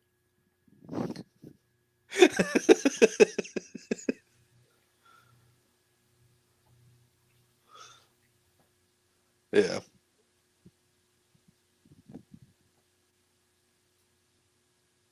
But but like, people are thinking way too hard about like how Deadpool is going to fit into all this. It's going to fit into it the same way he fits into everything else. You think of whatever joke you want to put there. Yeah. Think of whatever dirty joke applies to what I just said and put it there. No, it'll be good. Yeah. But Hawkeye, it was good. It was pretty good. Last episode to me, not as good, but still a good conclusion. I like Yeah. Kate being at the Christmas table and all that. It's very nice. Yeah, I think if it weren't for the fact that No Way Home came out this year, Loki would have taken the crown as like #1 Marvel thing for the year. Yeah, yeah. But because of the new Spider-Man movie, I think Loki's got to take second place. Yeah.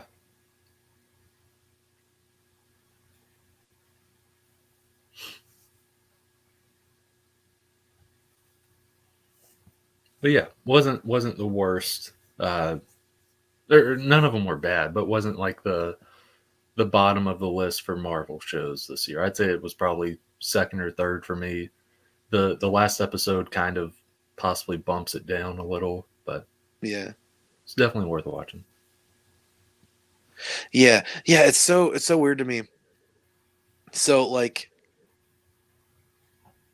okay, so there were 4 live action Marvel shows this year, right? Yeah. Actually, no, you know what? We can include What If in this. Yeah, you can include it. Yeah. All 5 Marvel shows for the year had last minute villain reveals. Did you notice that? Yeah. Yeah, I didn't even think about that. Yeah. In WandaVision, Huh. it was Agatha, like 2 episodes before the ending. Yeah. In not Captain America. Well, I mean, yeah, he's Captain America. In Falcon and the Winter Soldier, Sharon being the power broker was just like a sudden, that was, well, not sudden, but like that was the big reveal at the Yeah. last Yeah. minute. In What If, it was Ultron Vision, Infinite Ultron, if we will, Yeah. Infinite Vision, Visiontron Infinitus Mark 4.5. Yeah.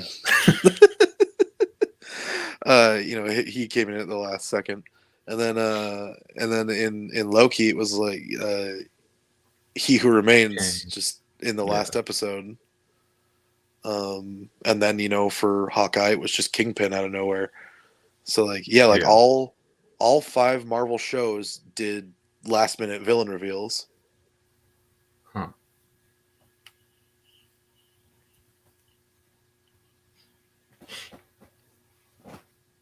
Interesting. But only 2 from the beginning built up. Oh, well, 1 or 2 built up like that villain reveal. Like Loki, from the beginning, you're like, Yeah, who's in charge of the TVA? who's this? Exactly. And WandaVision, it's like, how did this happen? Or Yeah.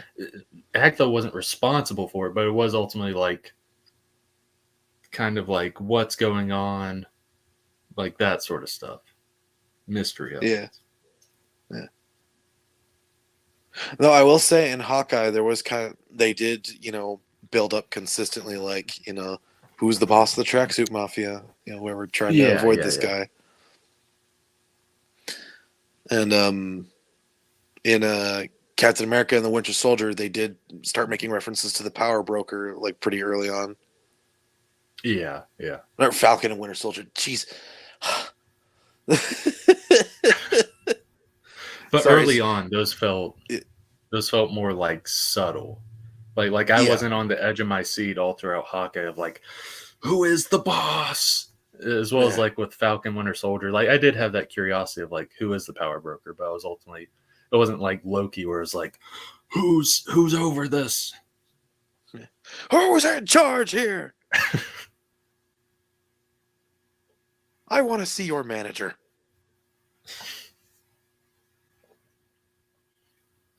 Yeah.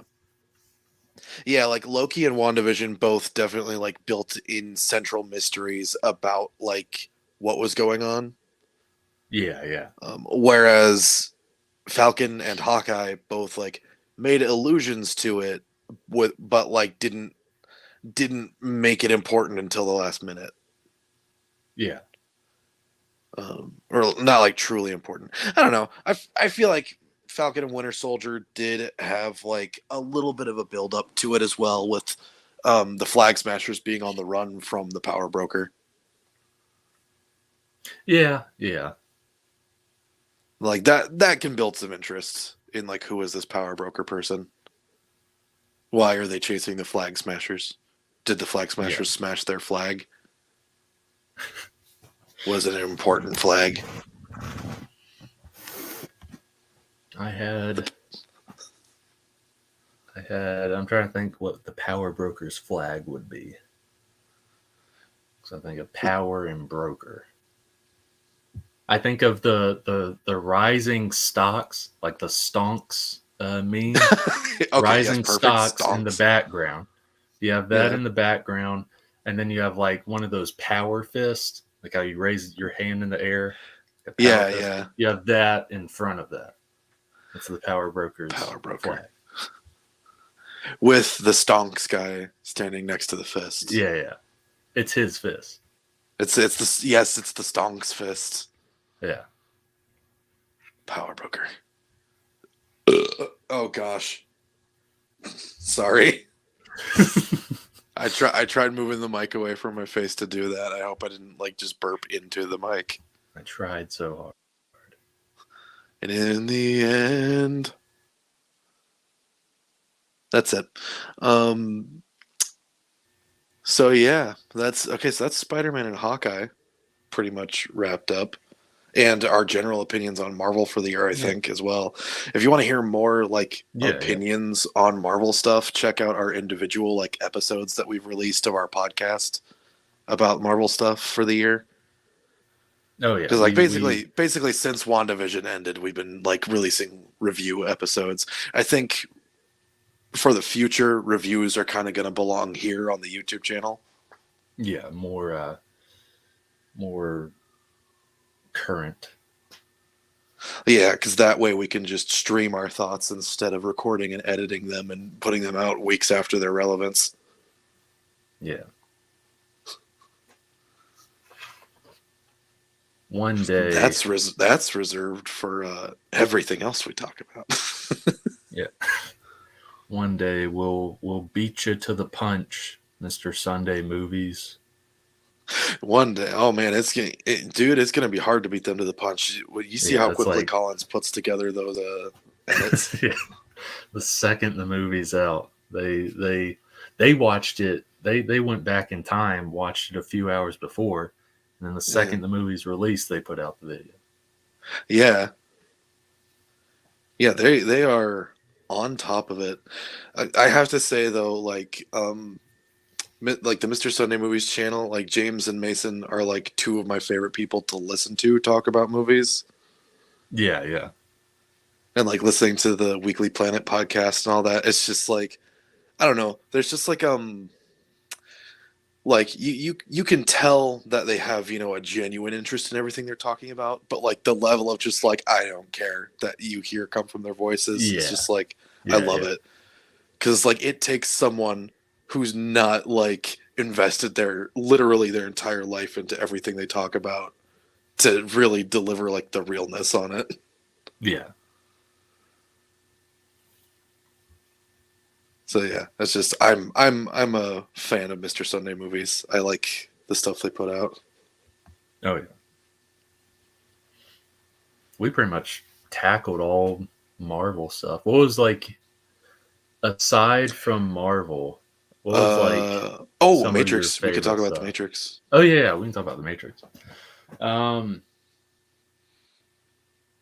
don't think it's like bad, but I will say it's disappointing.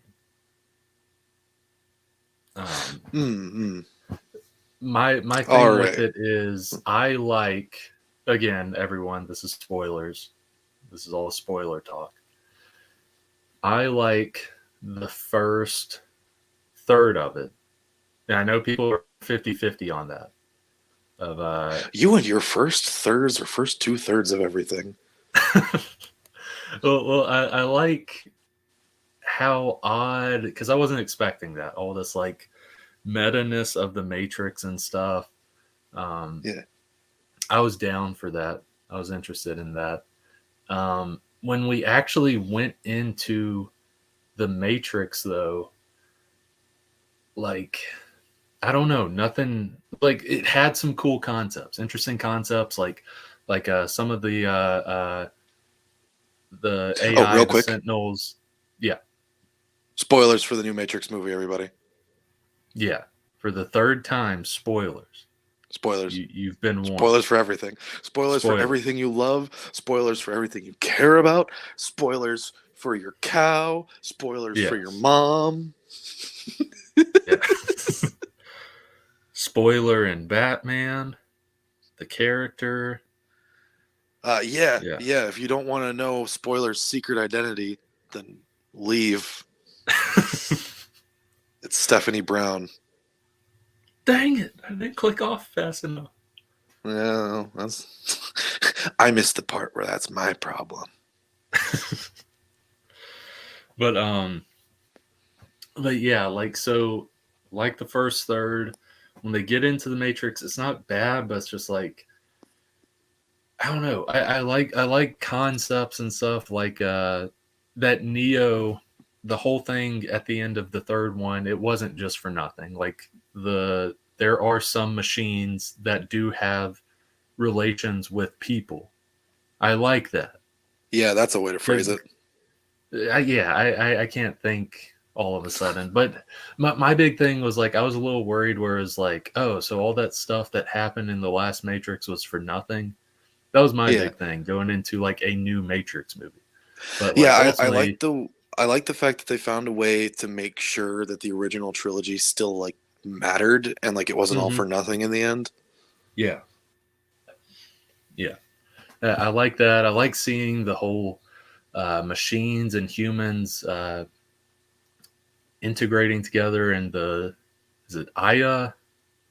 Io, I think is what the city was Io. called. Oa, that's the amusement park in Alabama. It's also the home planet of the Guardians of the Universe where the Green Lanterns gather for their home base. I think more people know about the amusement park in South Alabama. Yeah, but still. Quite popular. No, but I don't know. I'm trying to think because like, what did I like whenever they actually went into the Matrix? A big thing, and like, I get what you're trying to do movie wise and stuff. I didn't care for the whole Agent Smith recast thing. The Morpheus thing made sense because that's technically not actually Morpheus. I get that. Yeah, it's a new Morpheus. Exactly. It was one that Neo created. I get it. Makes sense. This Agent Smith, though, it is Agent Smith, but it just like, I don't know, it just doesn't feel like Agent Smith. Yeah. Yeah. No, I agree with you on that one. I think that it would have been better had now he might not have wanted to come back, but it would have been better had Hugo Weaving, still been Agent Smith in this movie. I got a feeling they tried to get him back, but he turned it down. Because why wouldn't you have got him back? Yeah. Right. Because I think Hugo Weaving is just like he doesn't want to do sequels for anything anymore. That makes sense. Yeah, because he also, didn't come back to be Red Skull. Yeah. It was a different guy. How many times did he come back for Megatron? I don't know. As far as I'm aware, he was only Megatron in the first Transformers movie. Okay. I'm not 100% certain of that. I've never paid that much attention to the. Yeah, I never paid that much attention to the like voice cast for the robots in the Transformers movies. I know, right? That's weird because that's exactly the kind of thing I pay attention to. But like, yeah, like other than the fact that I know that Peter Cullen is still Optimus Prime in every single one of them, like, which is weird to me too, because he's been pretty vocal about the fact that he doesn't like the direction Optimus's character took in those movies. Yeah. It's like I was just... like he's clearly passionate about the role too. Like obviously Cullen cares about Optimus Prime, so like why keep coming back for an Optimus that you don't like anymore? Yeah, exactly. The paycheck. That's like, well, maybe this time I can change it. Yeah, but the reason I mentioned that was just like it'd be funny if like Hugo Weaving doesn't want to do sequels, but Transformers, that's the one he believes in. He's like, I love it. I have Doesn't to have to keep doing physically the be there for sequels. it either. Yeah, exactly. He can do Transformers in a booth. Yeah, and at one point, it's like they're so desperate to get him back. They're like, he's like, the only way I'm doing it is if I'm at my house, laying in my bed, and someone has the mic and everything while I'm on my phone texting and stuff. They're like, okay, we can do that. And so I'm pretty sure that's the where you only get. I'm pretty sure the only reason he was in all 3 Lord of the Rings movies is because they just filmed them all in one go. Okay. It was almost as if it was one long movie production anyway for that one. Yeah. But yeah, I don't mind that actor either. The one that played Agent Smith, he's in a show called Mindhunter that's really good. He plays like the best way to describe it, serial killer investigator. Yeah, watching The Matrix Resurrections, is that what it's called? They all start with Yeah. an R. And so yeah, watching the new I Matrix don't like movie. the title. Yeah. But Like, watching this new Matrix movie with the new Agent Smith and all that. Like I think he's a good actor and he plays a good villain too. Unfortunately, he just didn't read as Agent Smith when I was watching the movie. Because I yeah. went to see it in the theater with Michael. And like the two of us both enjoyed it together. Like Michael is like The Matrix is his favorite like movie series of all time, and he enjoyed this Yeah, movie. yeah. So I liked it too. I honestly think I maybe liked the experience of watching it in a theater with a friend more than I liked the actual movie, but I still liked Yeah, I it. get you. Yeah, yeah. But yeah, like to me, new Agent Smith didn't quite read like Agent Smith. Yeah. He just read as I'm like trying. this is a new villain, and I guess they're calling him Agent Smith so that he can just know Neo. Like Yeah. that's almost the way my mind interpreted it. Like he's not really Agent Smith at this point. He's just a character they're calling Agent Smith to justify him just knowing Neo. It's almost like they're trying to um transplant the relationship from one character to another rather than do the legwork of establishing it properly. You know what I mean? Yeah, yeah. Yeah, and I'm trying to think of like more stuff I liked about it because I didn't hate it. Yeah. One thing, so I mentioned I like the first third, whole meta stuff, what we see is going on with Neo, all that stuff. Um, I'm also like kind of 50-50 on it because just because you're going to be meta and then the rest of this movie is going to be somewhat meta because you've kind of talked about what the rest of this movie will kind of be. Just because you do that, you have this meta narrative doesn't mean you aren't subject to ridicule or that your movie isn't bad, or not saying it's bad, but like just because you're pointing out that it's going to be not basic, but like Yeah. not what anyone expects doesn't mean you get a pass, I guess. You see, for me, I kind of had my interpretation of that was that they aren't using meta narrative to excuse the movie's flaws. It almost seems as though they are welcoming and inviting those criticisms by openly discussing it in the movie itself. That That was is my read true. on it. No, that's definitely what a lot of that first third was talking about. But and a lot of people have mentioned this, but I think I kind of agree. Is like how this does feel kind of like a Force Awakens, where it does Mm-hmm. ultimately just feel like the first movie. Yeah, Like, yes, you do have like new concepts and stuff introduced, but like plot wise and everything, it does ultimately go kind of down that rabbit hole. Not trying to tie it into Alice in Wonderland, but yeah, yeah, yeah. Yeah, for me, it's like, I don't know. To me, I know this isn't saying much considering the kinds of movies I tend to watch, but it was like the most intellectually engaging movie I watched all year. So like I got you.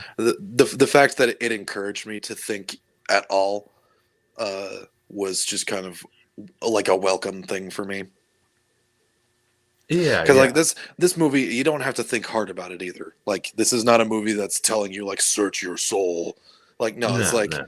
if you have taken any like writing or film classes or even just watched videos on it on YouTube, like you understand all of the meta text in this film.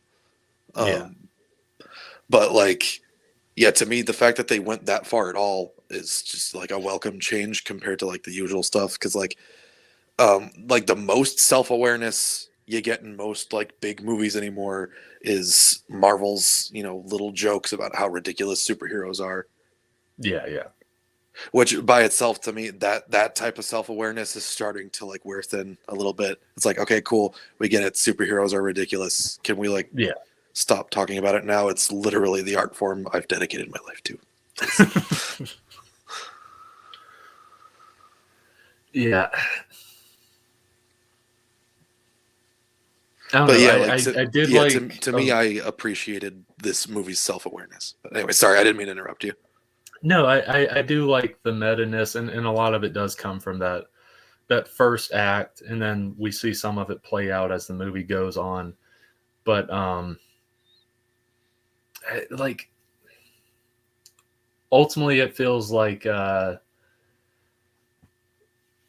I'm sure people have talked about this. It ultimately just feels like the one Wachowski that stayed on for this movie. They even say it within the movie, which makes me think this is how it was in real life. Of Warner Brothers is going to make this, whether you're in on it or not. And so, since it is kind of their baby, she got in on it. The other Wachowski didn't want to get on it, and so she made something that they were going to make it anyway. Ultimately, she didn't want it to be made. Neo didn't want a fourth Matrix game to be made, but they're going to make it anyway. So you're either in or not. So she has to get in on it.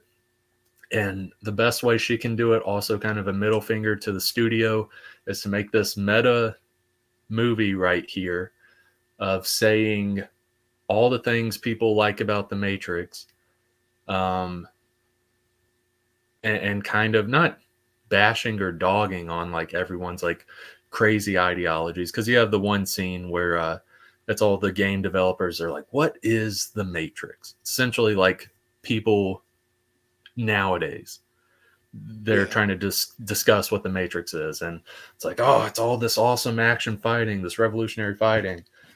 Someone over here is like, oh, it's the deep philosophical stuff. Someone's over here like, oh, it's this, oh, it's that, it's a love story, it's this, it's that. And ultimately, when okay, I think about it more, maybe I like it more now thinking about it being this like meta thing that this Wachowski made, yeah, because ultimately those last two thirds are kind of like not purposely playing down those things, or I don't know, I guess the best way to be like not satire of those things, but like, yes, we have the action fights, but guess what, the action's not revolutionary or anything. It's there, but it's nothing crazy. And yes, we do have our deep philosophical stuff. Aside from our meta stuff is your thinking stuff, but we do have our deep philosophical stuff later on. But aside from the meta stuff at the beginning, it's nothing crazy. Yes, we do have our love story, but it's nothing like amazing. yeah, I don't know. I almost get that read of like she was purposely making not a disappointment, but more like this is what everyone's thinking the Matrix is, and I got to make it anyway, or the studio is going to bastardize it. So yeah, here, yeah. I feel like her entire thought process was they're making this with or without me, and if I let them just make it. They're going to ruin it. They're going to make it like not what me and my sister made it. So what I'm going to do is I am going to make it myself, and it is going to be the most scathing critique of the fact that this movie even has to exist in the first place that I can possibly make it. Yeah. And it's not even really all that scathing either. It's just, it's, oh, there it goes. But How yeah, dare it's just you? like, yeah, but yeah, it's just like this is the most like metatextual movie I've seen all year as well. Like this movie is like the most aware of everything outside of itself that I've seen all year. So, oh, I think he left to go take care of his puppy. He doesn't love me anymore. That's okay. I wouldn't love me either. Oh, okay.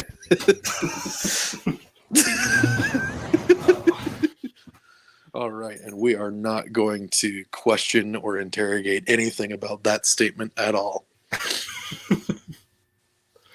That's just for me and whoever is here / watches the archive. Yes.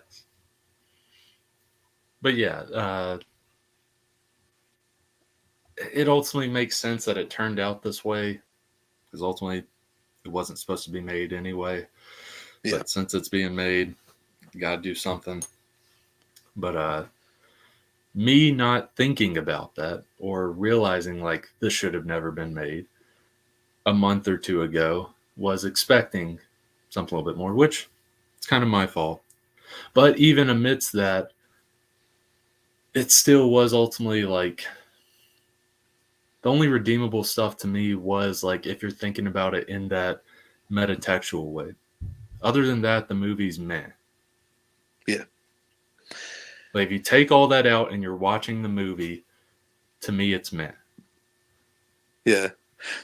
There was one point in the movie. I do kind of want to talk a little bit about like my theater experience with it as well, because I did go to see it with Michael. And me and Michael, when we're sitting in a theater together, we'll just lean over and whisper to each other over the course of a movie because we just like talking about movies while we watch them. Yeah. There was one point where like that bit where like the Merovingian shows up and like there's the big martial arts fight and the Merovingian's just like rambling on about nonsense. What the heck was he saying? Oh, I couldn't hear him. Okay, I'll tell you what he was saying with this. While the fight was going on, because I could barely pick up what he was saying either. Like you'd need subtitles for that. But Michael leaned over to me and he said, the Merovingian's a boomer. Oh, yeah. Because he was just like, going on about, whatever nonsense old people these days yell at clouds about. Yeah. So, because like I haven't seen that bad of sound mixing since like Tenet. Yeah. Like I had no idea what he was saying. Yeah, that's the worst sound mixing I've seen since the English dub of Wakfu. Well, the old English dub, the Netflix dub is better, but yeah. I wish Netflix would just. I mean, as much as I like, am kind of attached to the old seasons. I don't mean to go off on this. So we had a whole episode about Wakfu months ago, but yeah. I do also kind of wish Netflix would go back and redub the first 2 seasons and the miniseries of Wakfu, just because like I feel like. But then again, I don't know if they have like the license to do that or not, or if they just have like the license to distribute. I have no idea what like the legal ramifications for all that are. Anyway, back on topic. But yeah, and there was also when Neo was first in the psychiatrist's office with Neil Patrick Harris. As soon as I saw that he was wearing glasses with like blue frames and a blue sweatshirt, I just leaned over to Michael and through context, we picked up that he was a psychiatrist, right? So because he's a psychiatrist and he's dressed mostly in blue, I just leaned over to Michael and I said, dude, he's the blue pill. Yeah.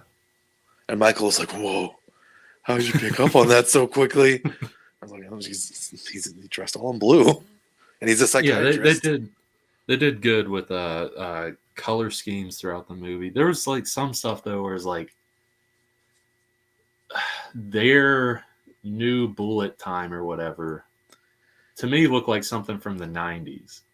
Yeah, it was so looked like something from the 90s. Well, let me tell you something here, mister. The original Early bullet time is 90s. something from Early the 90s. 90s. Okay, I know. all right, I okay. meant early 90s. Where Yeah, there's not a ton of good movies from the early 90s action no, wise. no, they're not. Yeah, no. But yeah, the new and like the weird like frame by frame choppiness of it, I can't tell whether or not that was intentional. I think it was intentional on that metatextual level. I think it was intentional. But if you're not thinking of that and just watching the movie, it's like this looks like dog crap. This looks like those weird frame by frame bits from the Lord of the Rings trilogy. Yeah. Yeah. You know what I'm talking about, right? Where Yeah. like there would just be these weird moments in the first three Lord of the Rings movies where like all of a sudden like there's this high intensity thing happening and all of a sudden it's just like blurry and happening frame by frame and it's like what is going on? Yeah. That's what it made me think of while I was watching it in the theater. Is like this looks like the weird parts of Lord of the Rings. Yeah, because that was a big problem special effects wise. And then like again, I hate going back to the metatextual thing. I guess it's meant to be that way if it's metatextual.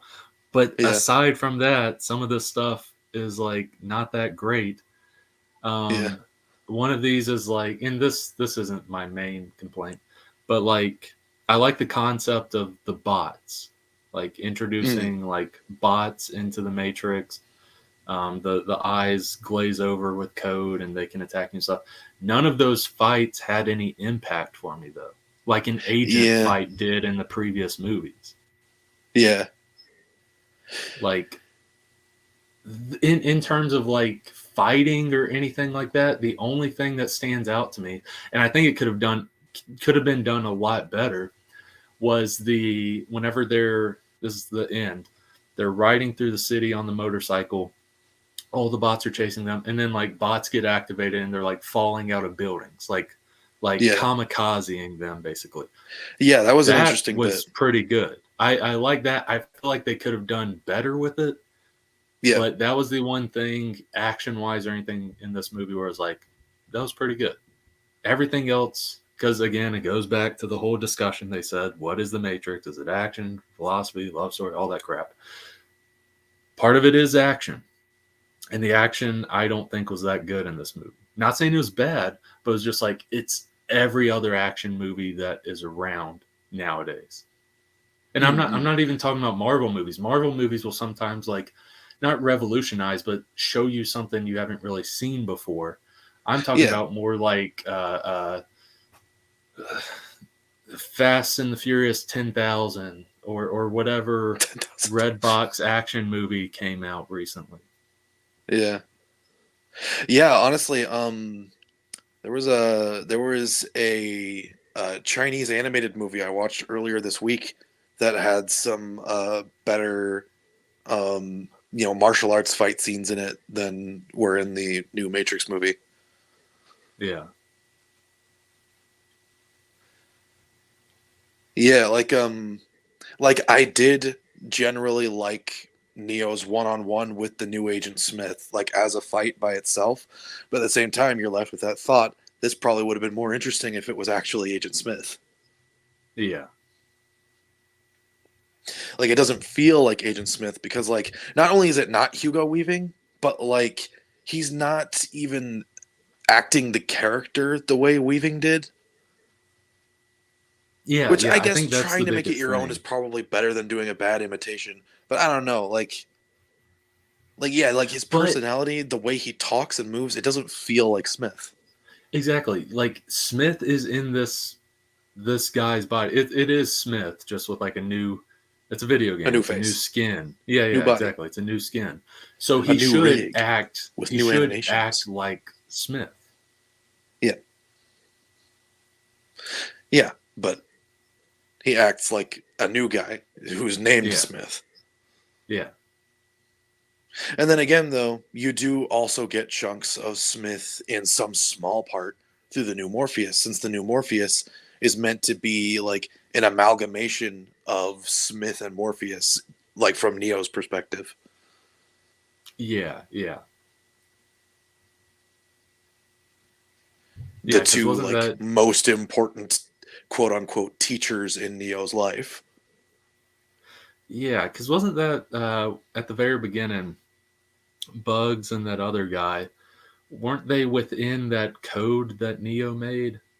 Yeah, they were inside that modal test, and Yeah, like yeah, one thing that was noted is the fact that like the new Agent Smith for that test was, a completely different code than the old Smith. And yeah, like yeah, that what they were watching was just a simulated recreation of the beginning of the first Matrix movie. yeah. And Neo basically kind of hid Morpheus within this Agent Smith code Yeah, to like unconsciously one day Morpheus snap Neo out. pretty much. Yeah, it's interesting and weird.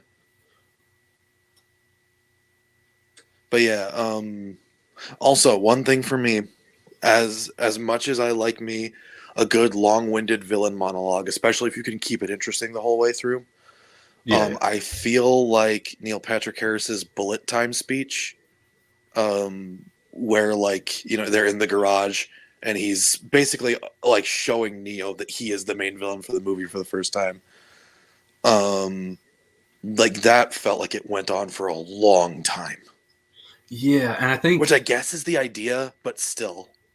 yeah, I think like the speech likely wasn't that bad. I think the problem is the bullet time thing, because we're Yeah, stuck watching this like awful bullet time to where like it could be a great speech, but I'm just focused on this awful bullet time to where it's going to yeah, downplay your speech. yeah. Because the whole time, like everyone in the room is frozen around him and he's moving around in this weirdly animated bullet time sequence doing his big villain speech. And it's like again like the villain speech I think would be more interesting if the bullet time itself was more interesting to look at as well, Yeah, because like as it stands it's either distracting or boring to look at. yeah, yeah, Like if the actual bullet time he was using to deliver this speech was visually interesting, then it probably would have gone over better. and Because I yeah, like get the like speech itself wasn't too bad, but like it just as it is, it felt really long. Like you're just stuck in one place forever. yeah, yeah, Which again, because yeah, I like feel like is part of the intent of that scene. Because Neo is stuck in one place for a long time, but so like it makes the audience feel the same way. But still, it's like that's a lot to put an audience through, even if it is to convey like a message. yeah, you can have good. Not saying it was bad dialogue, but you can have like rail written. Wow, Brandon, like snap out of it. Well Rail Witten. written, rail written. That's my cowboy name. Um, you can have That's a weird cowboy name. well, you can have well written dialogue in that like awful bullet time thing to where the audience does actually enjoy that moment, even though we're subject to this awful bullet time. We're getting a lot out of the dialogue, but like, yeah, it is decent dialogue just in this awful moment to where, yeah, like you said, it just feels stretched out. And sure, there's the meta-ness of it, of the Wachowski sister kind of flicking off the studio and all that, but I don't know.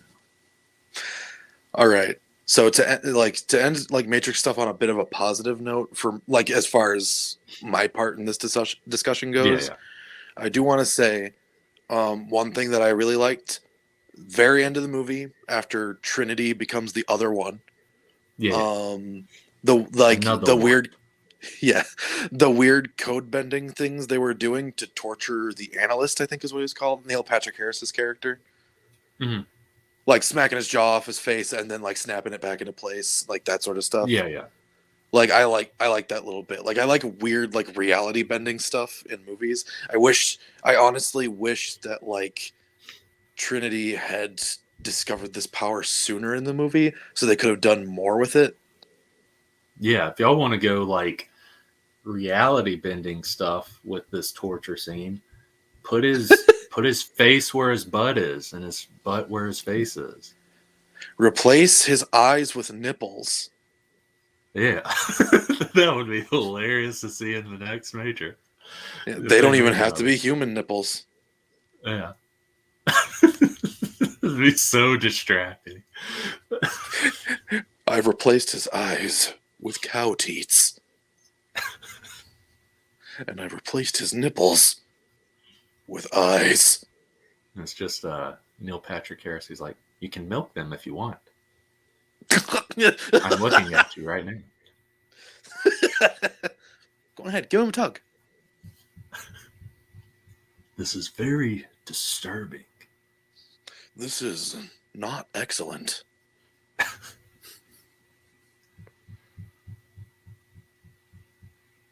Whoa. I milk. Oh, there was also a bit. So the training bit where Neo was fighting New Morpheus. I leaned over to Michael and said, Kung Fu. "Yeah, no." I leaned over to Michael and said, "I still know Kung Fu." And then later in the movie, as they're fighting, he says, "I still know Kung Fu." Michael was like, "Oh." And I was like, "Yeah, I can predict movies. Teo's the Oracle. I can predict predictable movies." Genuinely, though, that's the only part of the movie that like I actually predicted. I didn't really know what to expect going in. Yeah. Other than like the fact that I knew they were still in the Matrix and all that, which even the fact that they're still in the Matrix avoids being annoying also because it's well established in the lore that like even the Matrix from the original trilogy isn't the first one. Yeah. No, like it's like it stands to reason that they could just be put in another one. Which someone came up with what the movie should have been called, which makes sense on a meta level, plus for the actual movie, plus for like computer lingo. It should have been called Matrix Rebooted. Oh. The Matrix has been rebooted, plus that's computer lingo. Plus that's kind of what the movie is. Yeah, it's a reboot of the Matrix, yeah. Yeah, it's a soft reboot of the franchise. If you're going for this whole meta thing, that's what it should have been called. Yeah. Come on, whichever Wachowski. I don't remember which. Like, get on it. Yeah. I can't believe you didn't think of this. That would have been a perfect name for it. It would have been. But then again, think about the title though, Resurrection. You know, there was a character in this movie who was resurrected from the dead. Yeah. Trinity, because she died. Yeah. But then she's alive in this one. Oh, but it's Resurrections. She's not the only one. I'm trying to think. I guess who Neo, else. Technically, when you think about it, kind of Neo. Yeah. Because like, wasn't the assumption that he died at the end of the original trilogy? I guess it was more like he like gave himself over to the machines. Like, it was kind of like a sacrifice. But I don't know if we like truly saw him die.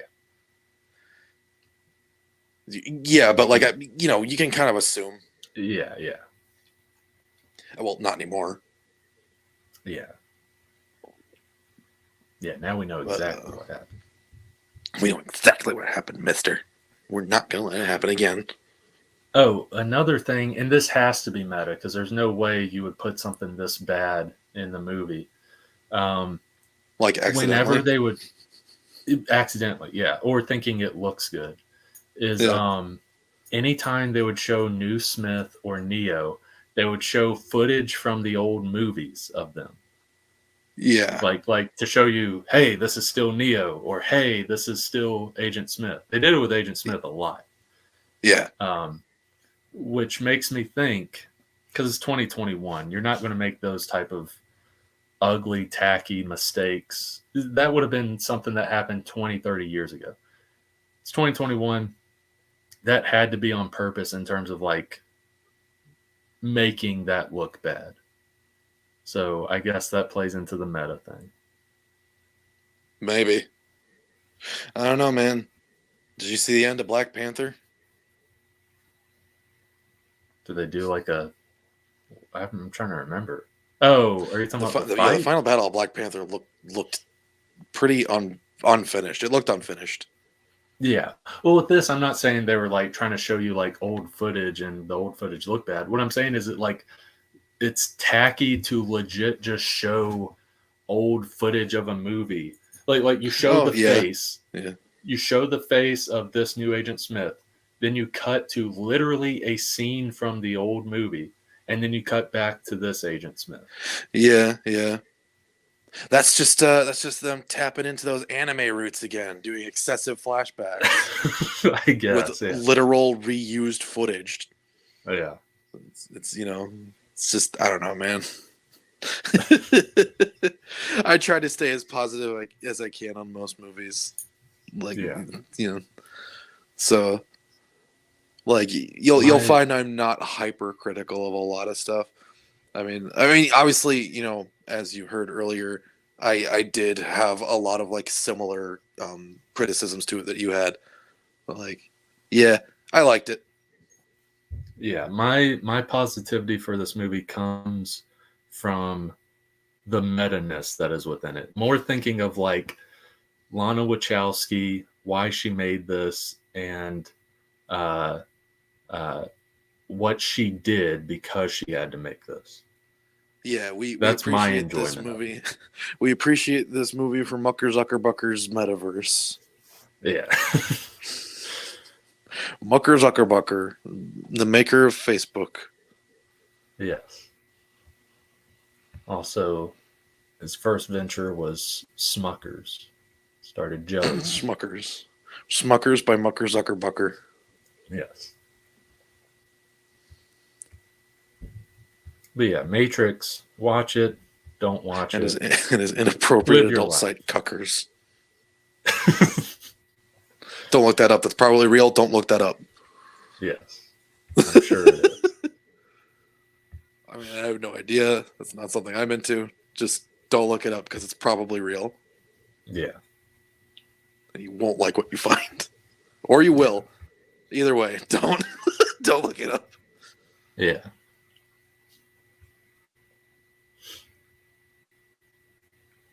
I'm ashamed of that joke. I'm ashamed of myself. Yeah, it's likely essentially like a Craigslist ad where you can hire such people. Yeah.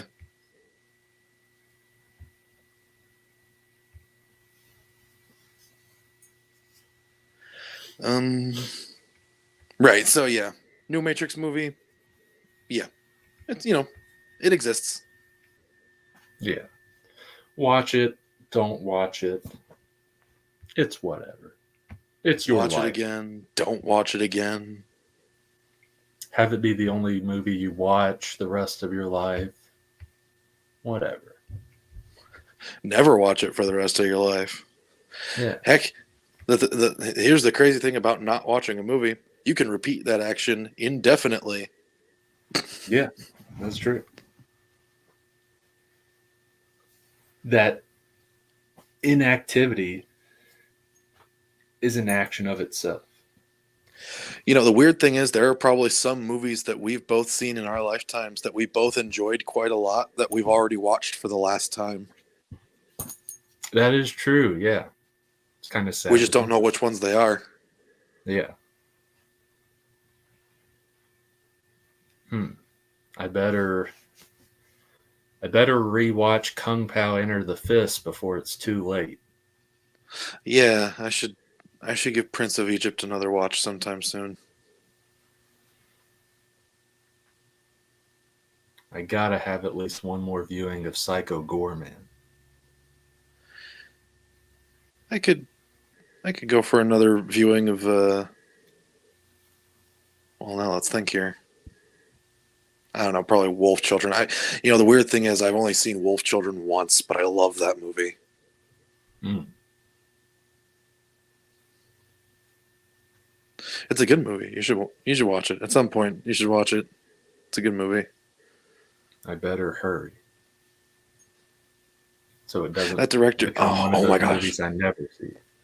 So so like the director of Wolf Children, has he made another movie, came out in Japan like last year, and like it's coming to theaters in America soon. I hope soon, and that I didn't miss my opportunity. But Yeah.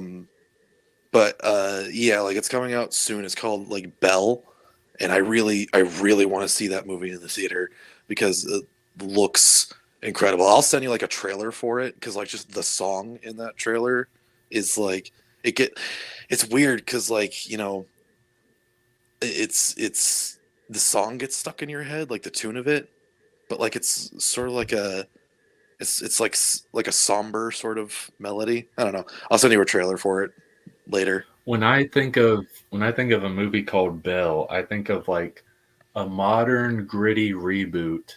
Of Beauty and the Beast. Also, modern gritty reboot / woman empowerment movie of having Belle from Beauty and the Beast. Yeah, And no, her kicking butt. from what I can tell from this Belle anime movie, is it's a story about just a girl who finds like an online following in this virtual reality space as like a singer. Oh, And that's all I know about it. You see, Mamoru Hosoda is the name of the director. He seems to have this weird obsession with like virtual realities in like his storytelling. Because this isn't even close to the first movie he's directed with that general premise of being in virtual reality. yeah. Because like he has another movie called Summer Wars. He directed one of the Digimon movies. So like yeah, like he's got a few works under his belt like about being in virtual reality. Him or his child will be the creator of the real Sword Art Online, where thousands of people get trapped in it. Why did you create this place? Why did you make us go through all this? Oh yeah, I did it because of Metacritic. What? Did you ever watch Sword Art Online Abridged? No. Oh my gosh, it's the best abridged series. Okay. I definitely recommend that one. You should watch it. It's incredible. Yeah, I'm sure it's a lot better than actual Sword Art Online. It is. It's like loads better than actual Sword Art Online. Yeah. They gave Kirito a character arc. Like they did the most basic thing. They gave Kirito a character arc. It's like they figured out that the best way to make fun of Sword Art Online is to make it good. Yeah. But yeah, and like, oh, and the crazy thing is too, they're like they started off as a non-profit fan base parody, as most abridged series do, and they started off with their usual spiel of like this is a non-profit fan base parody. The original series is owned by these people, like please support the official release. But now they are actually like sponsored by the publisher of the Sword Art Online books, so they're being paid by the official release to make this series now. Dang, that's pretty good. Yeah, so like supporting them also supports the official release. Nice. Because yeah, like Kadokawa, the book publisher or Bookwalker specifically, it's their like online bookstore. They like officially sponsor the channel that makes Sword Art Online Abridged now. So, are you threatening me? That either sounded like my dog shaking and her collar jingling, or it was me with a bunch of bells just shaking it rapidly. I feel It sounded like you were. It sounded like you were dropping a handful of bullet shells onto the ground. Yes, I was replaying the great scene in Matrix 1 when he has the Gatling gun. Yeah. But yeah, I really like Sword Art Online Abridged. It's really funny and really good. Okay. So yeah, I'm gonna check it out. I recommend it. Go though. Be free. Get out of here. No one wants to see that adorable puppy butt. Was there anything you didn't care for this year? Anything I didn't care for this year? Let me think, because I usually just kind of avoid things that I don't think I'm gonna like. Yeah. So let me think. Or was it disappointment or whatever it may be?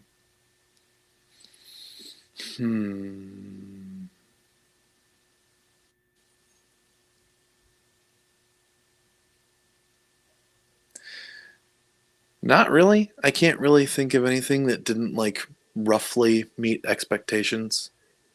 Yeah. I liked Godzilla versus Kong, which was this Yeah. year. That feels like it was forever I ago. know. Feels so long ago.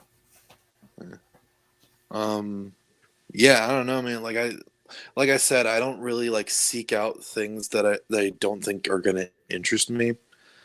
So yeah, like I can't really say there was anything very disappointing in terms of entertainment for the year. I gotcha. Yeah, I don't have anything that was like, because like you had mentioned, I usually know my taste pretty well. And if I watch a movie, it'll at least be decent or it'll meet my expectation. I'm not disappointed usually. The only thing I was Yeah. disappointed with was The Matrix, but that's a personal thing. And then the only thing I think that was actually like bad this year was American Horror Story season 10. I think that was Mm-hmm. poopy. But yeah, other than that, I don't think there was anything like bad that I watched. Yeah. What are you I don't looking know. forward to? What am I looking forward to? The final part of Attack on Titan, for one thing. Oh yeah, doesn't that start like this month or something? Yeah, in a couple weeks. Either that or next week. I don't quite remember. It's soon. It's real soon. Okay. The continuation of the Bleach anime. Oh Looking yeah, forward to I that. saw that. As always, any and all Marvel stuff. Yeah, that's a given. Anything? The Batman. I'm looking forward to the Batman.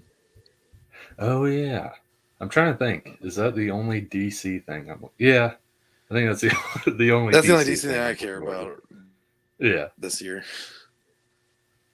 yeah, I'd say probably like half. Like I'm my not even really all looking that forward hyped for to the new list. Shazam movie.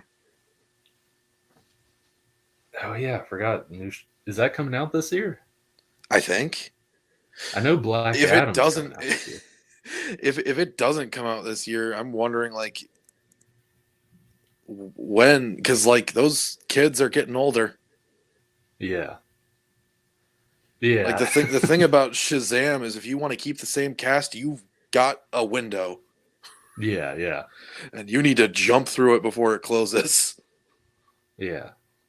And what was like some of the best stuff with the first one was little kids having this power or this ability. So it's fun Yeah. to see them in adult body. It's fun to see them whatever that Tom Hanks movie was. Was it Big? Big, Yeah. It's fun to big, see big, that. big. Little kid in adult's body, especially the superhero like beat the crap out of you adult body.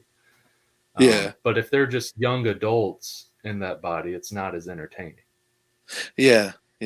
Like you've only got so much time to make like I said, like a sequel with the same cast. Yeah, Because otherwise, it just won't be the same. You may as well just start over from the beginning at that point. yeah. Billy Batson is dead. We need a new Shazam. Wizard got new Shazam. You little 4-year-old, you're now Shazam because that'll help us. We make like at least 3 or 4 movies before he ages out. Yeah, 3 or 4. You, small child, what is your name? Wilfred Spilkus. Get out of here. Go. You're not worthy. No one will You haven't like even tested you. me. You No haven't even one tested will me. like you. It'll be just like this new Home Alone movie. The kid is not cute. The kid's not cute. And the villains aren't the bad guys of the movie. Yeah. Like, well, hey, let's watch this. Let's watch this this rich kid who's stuck home alone torment a bunch of down on their luck poor people. Yeah. That's a fun idea. Yeah. It's so weird they went with that. I know. It's terrible. And I'm speaking as someone who doesn't even like the original Home Alone. Yeah. I like the first two. The third isn't as bad as everyone says, but still it doesn't compare to the first two. Everything after that's just garbage. Yeah. Which one's the one with Donald Trump in it? That's my favorite. The second one. Yeah. I've never seen the second one. Macaulay Culkin or Kevin McAllister just not knowing who he is. He's like, where's blah, blah, blah? He's like, down there. Thank you.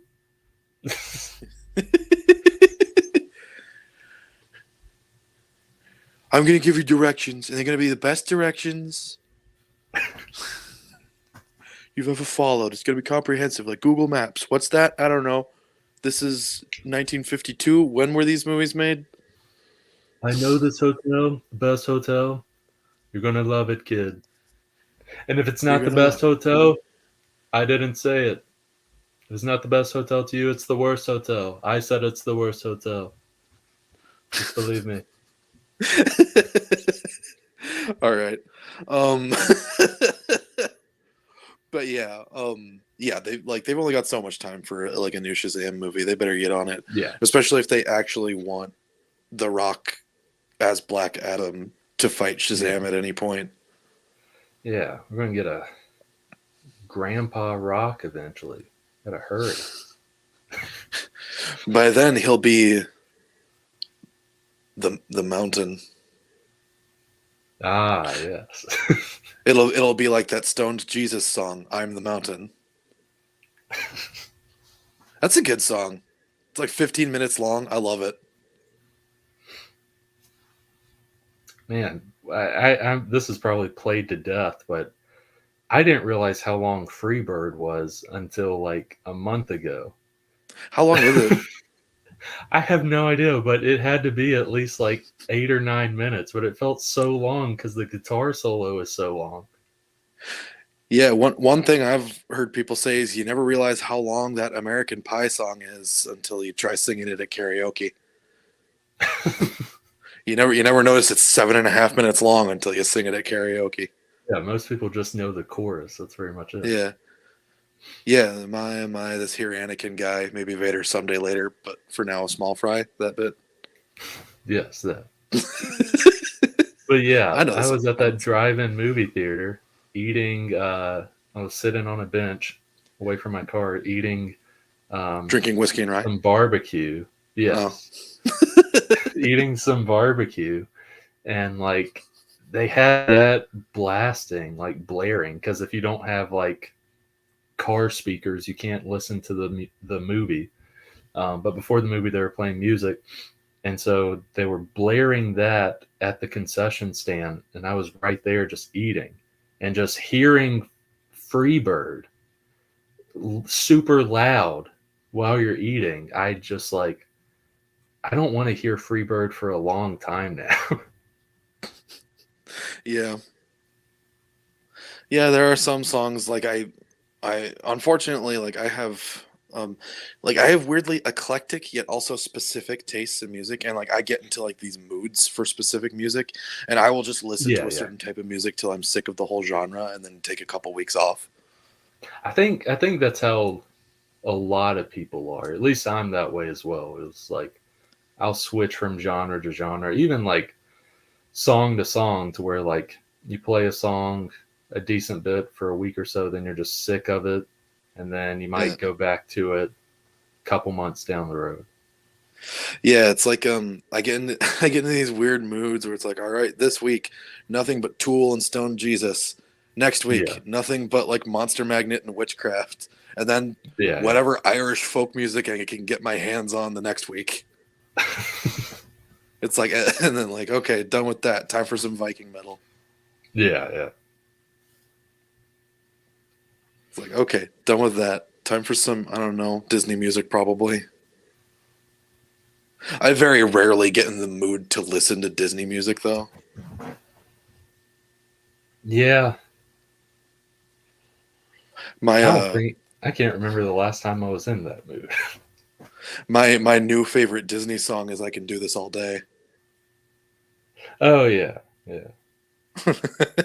I can do this all day. Okay, so what did you think of the whole like the fact that we got like an uncut musical sequence of that as the credit scene for Hawkeye? If I'm being honest, I fast forward. I don't like musicals. Not only did I sit through the whole thing when I watched it by myself, I made my parents and sister sit through it as well. Oh, I guess. Well, no, I didn't make them. They just sat through it, probably expecting Yeah. something more. But Yeah. like I just sat there with them and they sat there with me and we all watched it together. Because I was like, yeah, I can do like 3 minutes of this. And then I fast forwarded. And so I was like, close to it, felt like 10 minutes or something. I was like, I can't do this. Yep. This isn't for me. I was like Clint Barton in the theater. Aside from the PTSD, I didn't have PTSD. And tearing loss. But essentially, where he was just like thinking, like, what is this? That's me with most musicals. Yeah. I Did you notice gave, Did you notice the Rogers the Musical posters in the new Spider-Man movie? Yeah, I saw that. I Oh, that was love fun. the idea of Rogers the Musical. I love that little, I guess, somewhat world building stuff or stuff happening within the world. I love that. Doesn't mean Yeah. me, Brandon, wants to actually see that. Yeah. The bit that I saw where Clint is watching it, that was good enough for me because I felt like I was watching it with someone that also didn't care about this. Yeah. Yeah. No, see, when Hamilton came out on Disney Plus, everyone was ranting and raving about it. Yeah. And I was like, okay, I'm gonna give it a shot. I looked on Disney Plus, saw it was 2 hours and 40 minutes. I was like, whew, okay, I'm gonna do this. I thought it would be, not saying tone wise or anything, I thought it'd be more like something like Grease or High School Musical, where it was music numbers, acting, music numbers, acting. Like there's breaks. There's breaks from the songs. Yeah. That's what I thought. Hamilton No. is nothing but singing. I Yeah, can't Hamilton's do like that. a true musical. It's an opera, basically. Me and my sister got 30 minutes in, and I couldn't do any more. I was just like, okay. I gave it a fair shot. It wasn't like I was never watched it and it was like, this sucks or whatever. I watched 30 minutes of it, couldn't do any more. My personal thought is I don't like it, but it's just not for me. I get that. But no. If you're going to do a musical, I need breaks from the music. Yeah. Yeah. Yeah. I get that.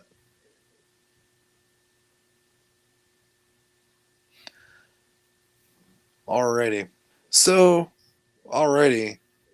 Is that it then? What else is coming out? Yeah, I guess like stuff I'm looking forward to. It's Batman, pretty much The everything Chainsaw Marvel. Man anime.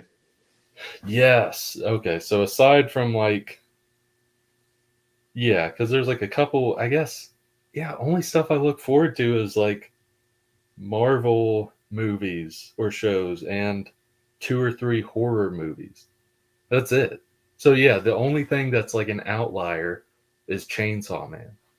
Yeah. And for And then, Chainsaw Man, it's like 2 great things. It'll be the Chainsaw anime plus Chainsaw Man Part 2 of the manga comes out this year. Oh I'm yeah. looking forward to both of those. Yeah, for me, it's like when it comes to like stuff that like isn't announced like years ahead of time, like the Marvel movies are and all that. Like it's Yeah. not really looking forward to new stuff so much as it is just like finding something new, like just by pure chance and being like, hey, that looks interesting, and buying it for like $15 at Walmart and watching it that night. Yeah. Alrighty. So if that's it, then I think we will do recommendations for today and then probably call her good. So, Brandon, if you Yeah. don't give me plugs and recommendations right now, I will sneak into your secret spiritual tree, eat your ancient fruit that only ripens once every like 10,000 years or so. And then get mad at you when you get mad at me about it, and then uproot your tree, which releases an evil demon. And then that evil demon is going to kidnap my master, and I'm going to have to like go on a big quest and fight the demon in a big like Dragon Ball style martial arts battle. But like the worst part of it is you're going to have to like try and deliver a message to like your boss's boss. But before you can do that, you got to sit like at the front gate and wait for his like administrative assistant to write a letter to go ahead of you to like announce your presence. But like he's such a perfectionist, and he's going to keep screwing up the letter, and like he's going to keep trying over and over, and like you're just going to be stuck there the whole time, and you're going to miss all the action. That only seems fair. So, plugs. Disney Comics, DISMAY Comics, Facebook and Instagram. Still working on The Gallows Man, number 2. I lied to you, listener. It will not come out this month. I should have it out February. The past can't believe you. month has been a bit crazy in terms of life as well as work and different stuff. So, yeah, just keep in mind, listener, making these comics is not my job. It's literally a hobby. I get no money making these comics. In fact, I put a good bit of money into it. Even through Kickstarter, people buying it, I still am in the negatives. But I'm okay with that because I like making comics. Just understand that. If you don't, I will find you. Have a certain set of skills. Me and Liam Neeson. And I'll do something to you. I'm not going to say I'm not going to say his line because no legal action or anything, but you get the gist. I'm going to tickle you. Oh no! Please don't tickle me, Daddy. But yeah, I'm posting updates about that. I'm posting the covers for that and stuff. Posted the most recent cover. I'll post the other cover next week or two, as well as the back cover for that. But look for that on Kickstarter, likely in February. I would be very surprised if it came out late in March, but should come out in February. Recommendations. There's a lot, but I only want to do a few. Still reading Tokyo Ghoul, still good. This is a brief one. I'm not finished with it. I'm reading right now, or Ray, however you want to say it. It's probably as in like an email. Yeah. I'm assuming it's because most of the chapter titles are words that start with re. Or re. So it's still very good. If you have only read or watched Tokyo Ghoul, you haven't done Re or Ray, whatever, definitely a big shift. If something happens at the end of Tokyo Ghoul, big shift, changes the story, but still really good. Like, it's keeping you guessing as Re is going along. My one complaint for the whole series as a whole, because it is one whole series, Re is just Tokyo Ghoul. It's not like you could just jump into Re and read that. You probably could. You're just not going to get that much enjoyment out of it, I don't think, because it is a sequel to Tokyo Ghoul. So many characters that if there's any complaint I have with Tokyo Ghoul, it's the amount of characters they have in it. And it's good because you do see like a ton of characterization with a lot of characters, but like it gets to a point, and it's been like this since like late Tokyo Ghoul to like parts of Re, where someone will mention a character and I'm like, wait, who the heck was that again? And I have to Google on my phone, blah, blah, blah, Tokyo Ghoul, to see that person's face and be like, oh, that's who that is. So many characters in Tokyo Ghoul. That's my one complaint with it, is it's hard to keep up with some names and stuff. Whereas something like Vagabond, which is longer than Tokyo Ghoul, it has a decent bit of characters, but it's not this many. Vagabond probably has, like, in terms of characters that are there for more than like 5 or 6 chapters, it probably has 20 to 30 characters like that. But I remember them all. Tokyo Ghoul is just a little too much with characters. Still really good, though. And as of right now, I think I like it probably more than Chainsaw Man, even though Chainsaw Man's shorter. I don't know. Tokyo Ghoul is doing a lot. What else? A little one. This actually is a little manga. It was written by the same guy that wrote Berserk. It's called Gigantomaxia, I think is how you pronounce it. This was written, I think, in like early 2000s or 80s or something. What just happened? I think I lost you for a second there. Can you hear me now? Yeah, I can hear you now. Okay. But it's a really good story. It's one volume, like 200 pages, basically. Okay. Actually about this this guy who has like this like spirit thing that wanders with them. This is like millions of years in the future. Actually, like millions of years after like the collapse of society and man and stuff, where like the world is just like a wasteland desert, basically. And this one guy starts off him wandering the desert with this spirit type thing with him.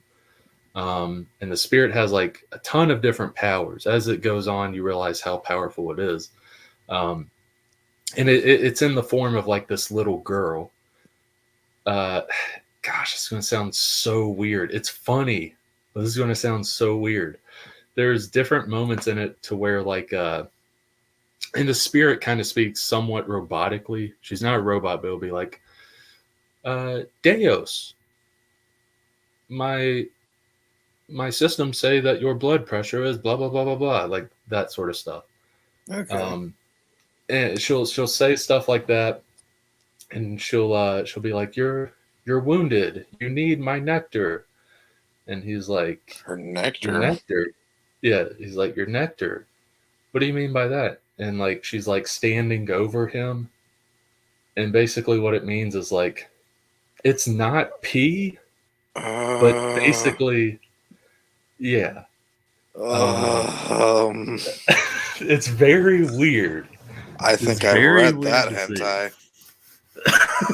It doesn't show anything. I'll say that. There's no nudity or anything in this. And it's not like he's like flirting with this girl or anything. They don't like each other like that. But he's like, ew, gross. I don't want to do that because, like, to him, it's like you're going to pee on me. to her, because she's like a higher level being, she doesn't even see it like that. It's like, you're wounded. I have to produce my nectar for you. I have to pee on you. Essentially, for us mortals, it is her going like, hey, I got to pee on you.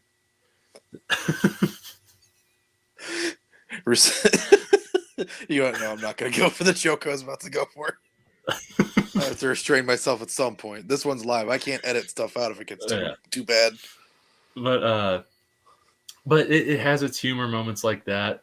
But it is like a pretty good action story to where he goes to this tribe, and you wonder why he's at this tribe in the desert. They're kind of like hybrids, because keep in mind this is like millions of years in the future.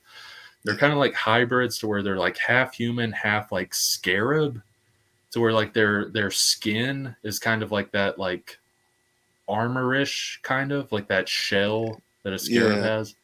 And like he's trying to warn them about this threat that comes. The threat comes, and the fights that happen with this threat are so dope to where I think when it comes to Titan on Titan fighting and Attack on Titan, the writer of Attack on Titan had to get inspiration from this. I know there's other inspirations and stuff like big monsters fighting and stuff, but some of these like creatures, I think one is even called a Titan. Some of these creatures and stuff that are fighting, one looks exactly like a Titan from Attack on Titan. Not like the weird gangly ones where it's giant baby head with a little body and stuff, but more like the armored Titan and stuff like that. Like one of the Titan shifters. Yeah, exactly. There's some dope fights with that. I don't know, for like one volume, this was like really good. I mean, it's no more than an hour read. I liked it a lot. One more recommendation. I'll do this one. Movie recommendation. So everyone saw Spider-Man No Way Home. I was about to say No Far Home. Everyone saw Spider-Man No Far Come Home anymore. That's the English version of it. No Far Home. But everyone saw that because it's made like nearly $2 billion at this point. But did you know there was another movie with Willem Dafoe that came out the same exact night? Nightmare Alley. Pretty much no one has seen this. I looked up the box office just a second ago. Made like $7 million. I thought you were going to say 700. I was going to be like, wow. Oh, yeah. No, it made $7 million, basically. It's still got probably another week or so before it's kicked out of theater. So maybe it'll make like 8 kicked million. Out. It's going. Like it's bumming off the theater. It's one of those things where it's like, you got Spider-Man in there. You got Matrix in there. You're fixing to have Scream 5 in there. Not saying it's like as big as those, but it's bigger than Nightmare Alley. So where they're like, hey, we need you out of this auditorium. We're saving this one for Scream 5. You're taking up space. Go breathe someone else's air. But I feel so bad for this movie because like it had no chance coming out at the time it did. It's a Guillermo del Toro movie. It's his latest movie. Yeah. And I like it a lot. Like the trailer doesn't tell you anything about the movie. The trailer could possibly be a little bit better because the trailer was kind of boring to me. It's about this guy. He's got kind of a shady past. You pick up on some stuff here and there, but he goes to like a carnival. This is set in like the 1920s, 30s. he goes to this carnival, and like in the heyday of like those weird carnival attraction stuff, like step right up, see the wolf man, watch the wolf man devour a chicken, like stupid stuff like that. He goes to one of these, and he like gets hired on at this carnival because he needs a way of making money. When it comes to the carnival, anyone's welcome, even if you got a shady past. They're all running from something, basically. And without spoiling a lot, he basically learns about like mentalism, like the psychics, basically, and kind of like how they do their thing, and he becomes pretty good at it. And he kind of climbs up in this world somewhat, and you see how that progresses. But I don't know, I thought it was really good. Obviously, Del Toro is good at like making stuff look really good. Like if you're in this world, you're going to feel like you're in this world with any type of movie he makes, especially timepieces. He's good at like putting you in there. And yeah, with like this whole like carnival thing, I definitely felt in it. And I don't know, it's very well acted. It's got a ton of big name actors and stuff in it. It's a very good movie. It's got like a pretty good ending. I don't know. It's so weird. I hate that it came out at this time, because it came out same day as Spider-Man. Everyone's going to go see Spider-Man. They're not going to go see this. Then next weekend, if it's like, oh, I've already seen Spider-Man, what am I going to watch this weekend? Well, Matrix just came out. I'm going to watch Matrix. Why would I watch this Nightmare Alley? So they're going to go watch Matrix.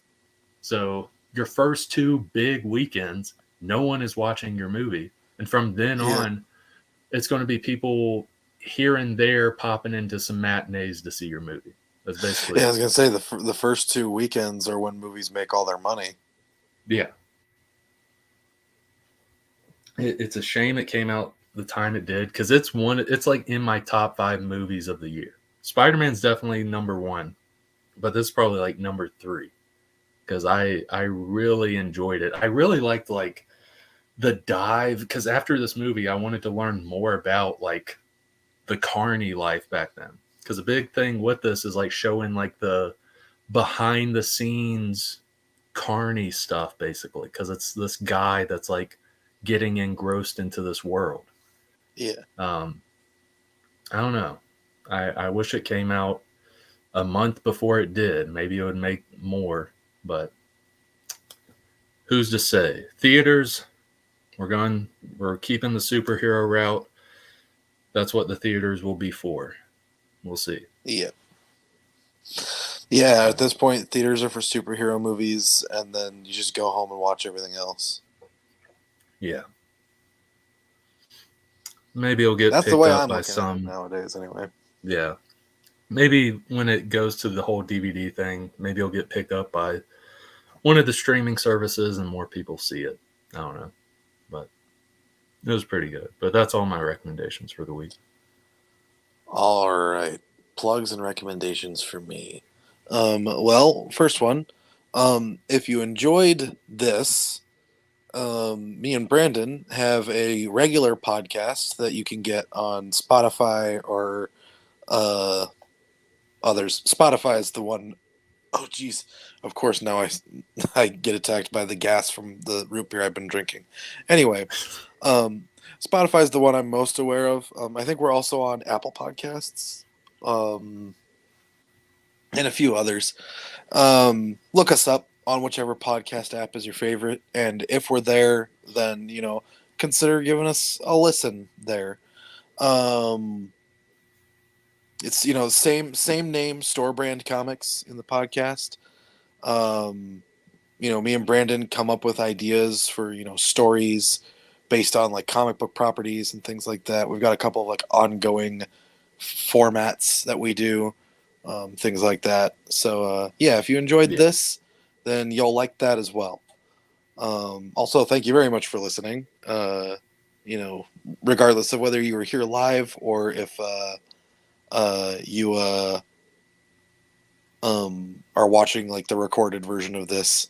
Um, I I don't really like look at like the chat or like a whole lot of stuff anyway. So like I never really know whether or not people are here while we're talking. I just Yeah, talk. So yeah.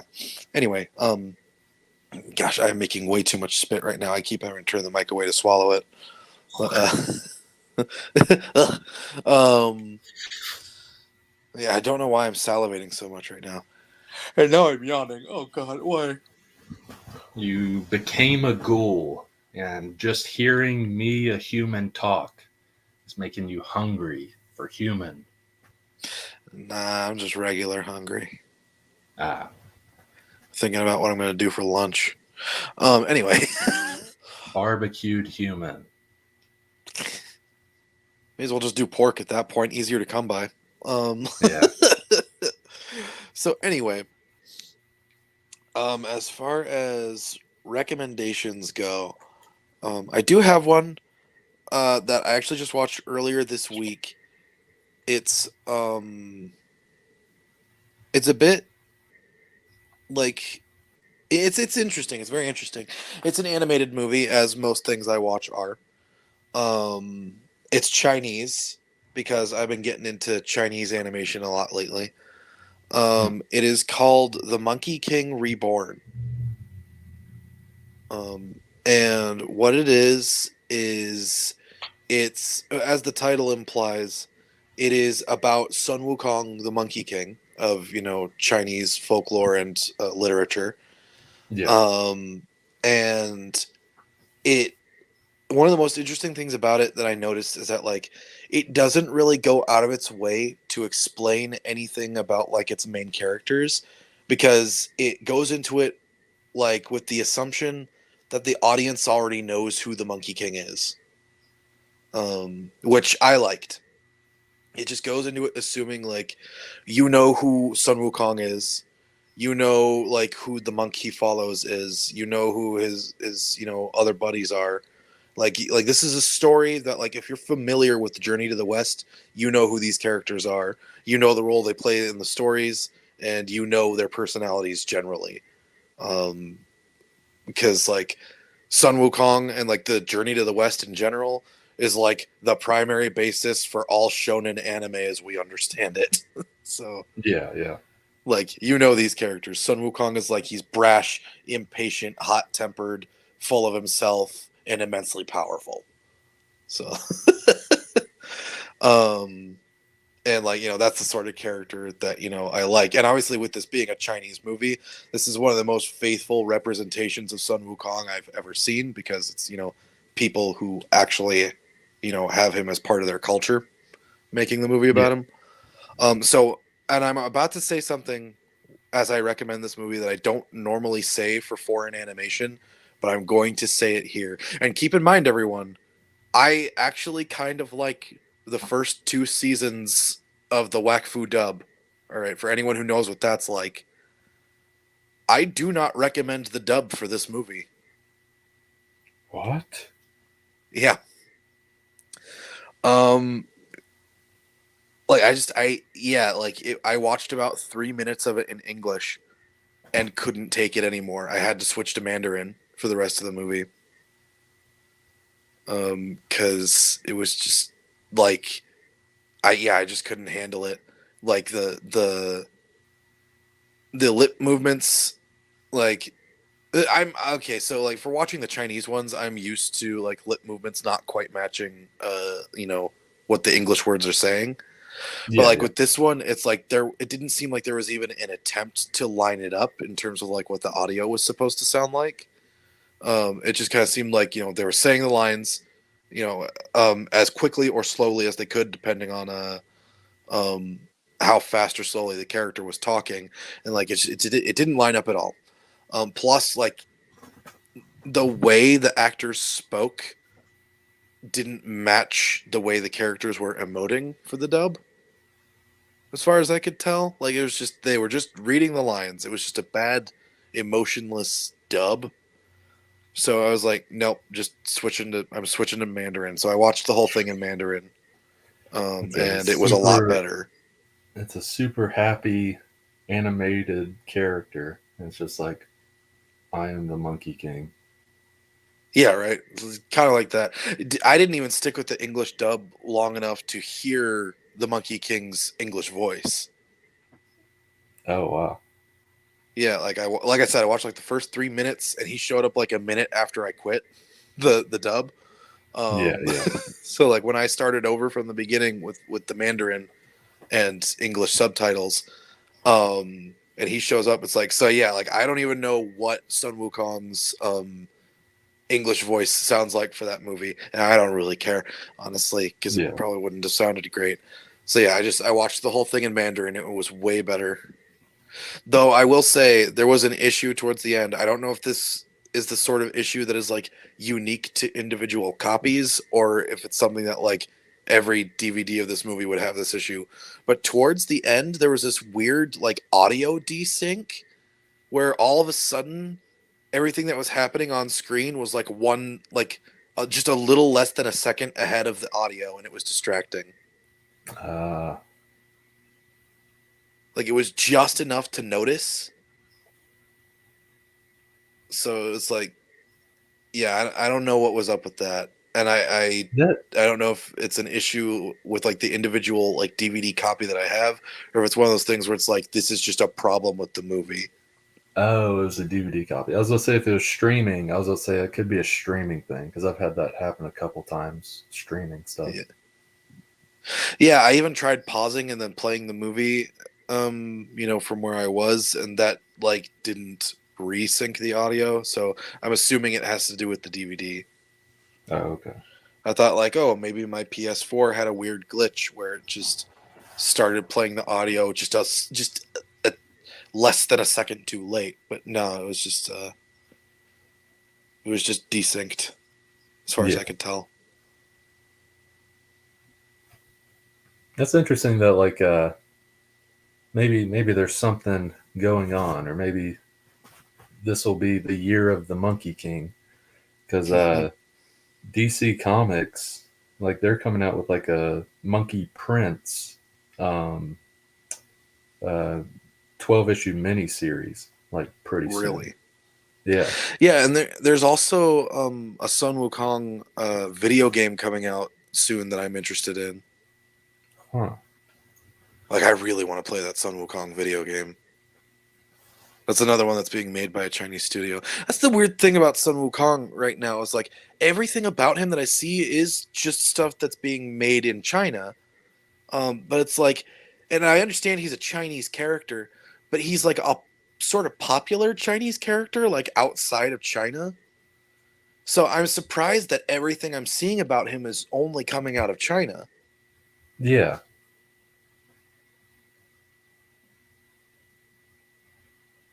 He's one of those characters where I feel like everyone all over the place would be making more stuff about him. There was like an Australian show on Netflix that came out a little while ago about the Monkey King, but other than that, well, especially because of COVID time and the time we're in where superheroes are big, I think studios are going to be playing it a lot more safer. Not saying they're all going to like just try and make superhero stuff, but if they already have like a somewhat successful superhero thing or somewhat successful series or movie or whatever, it's just going to be new season of that or sequel to that. yeah, but I feel like the Monkey King is like superhero adjacent. Like he definitely like attracts the same crowd. I feel like they could make a successful Sun Wukong like movie or TV show or something. Yeah, and like possibly. still sell to the same crowd pretty much. And not comparing it to this, but I'm also thinking of like those like somewhat superhero stuff that came out this year that wasn't MCU or DCU. How they did, like Hit Monkey. I think it did good with critics, but in terms of people watching it, I don't think it had a huge audience. I still haven't watched Hit Monkey. I want to though. It looks really good. Yeah, I saw the first episode. It was good. It's one of those things where something else was grabbing my attention at the time. I might go back Yeah. to it. Yeah. Yeah, I don't know. I just like to see. Also, that's another monkey thing. Yeah. But yeah, I'd Oh, like we're to. going. This is the year where we go back to the 50s, where the 50s was all about apes. Yeah. Oh my gosh, this is the year we finally reject modernity and return to monkey. It started with Godzilla versus Kong last year, Oh yeah, and now this year, like we're going full like return to monkey. yeah. Dang, dude, If it all if comes together. DC or Marvel has a monkey or ape centered event this year, it is no coincidence. And you know what? Both publishers have enough monkey or ape characters to justify it. Yeah, that's what I'm saying. Is that if an event that is centered around those characters happens this year, then none of this is a coincidence. Now I There's really some want sort of to ape write. thing happening. I really want to write a monkey event, like for like a Marvel crossover now. Like myself, I just want to do that. Yeah, yeah. Like here we go, Hit Monkey versus the Society of Super Apes. Let's do it.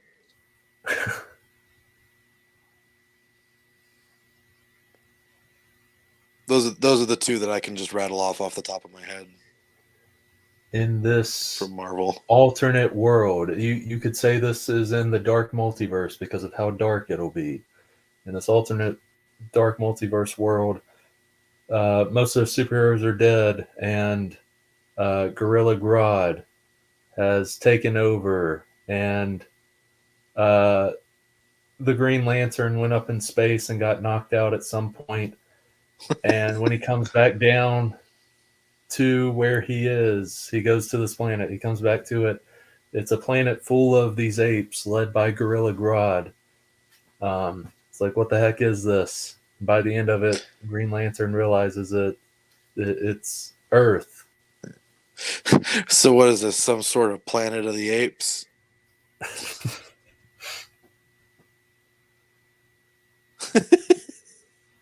uh, I was almost expecting like a. I think it would be interesting to see if they've never done this before. Interesting to see like a Detective Chimp versus Gorilla Grodd thing. Yeah, yeah. I'm And trying to think, then what are some and then other the monkey brains gorilla gorilla characters? sidekick, whatever his name is, I can never remember. Doesn't the brain have a gorilla sidekick? I don't remember. I don't know. Like I only vaguely remember the brain. Like he's not a DC villain I'm super familiar with. I only kind of remember him from that one Teen Titans episode about the Doom Patrol from the Yeah, old cartoon. yeah, that's mostly what I know him from. What we'll do, multiverses are big now. Detective Chimp will be sent through the multiverse and he has to solve all these monkey or gorilla uh, related things in other universes. Yeah.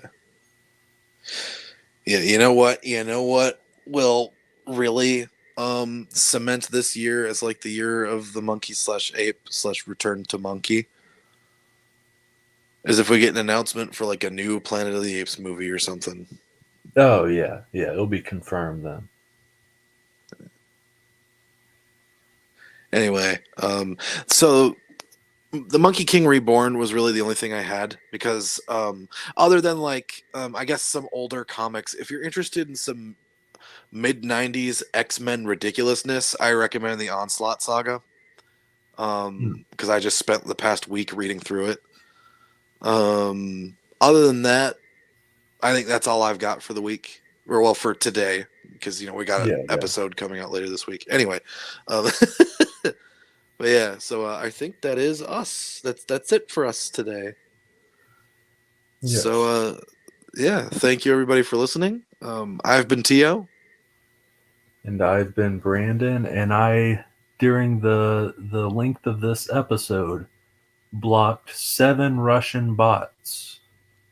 Nice. Next live stream, let's try to get that up to 8.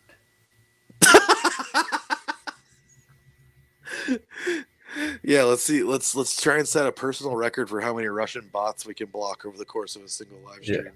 At the end of every live stream, we're going to have the Russian bot counter. That's what we'll do. So you're 100% certain they're all bots, right? Yes, they are. Okay. All right, just making Because sure. it's random. It's random, like, links that they'll just post. Yeah. Okay, yeah. Alrighty. Well then, alright. That's it. I guess we don't do our usual outro for this one, huh? So yeah, goodbye. Toodaloo. Farewell. I'm clicking in broadcast now.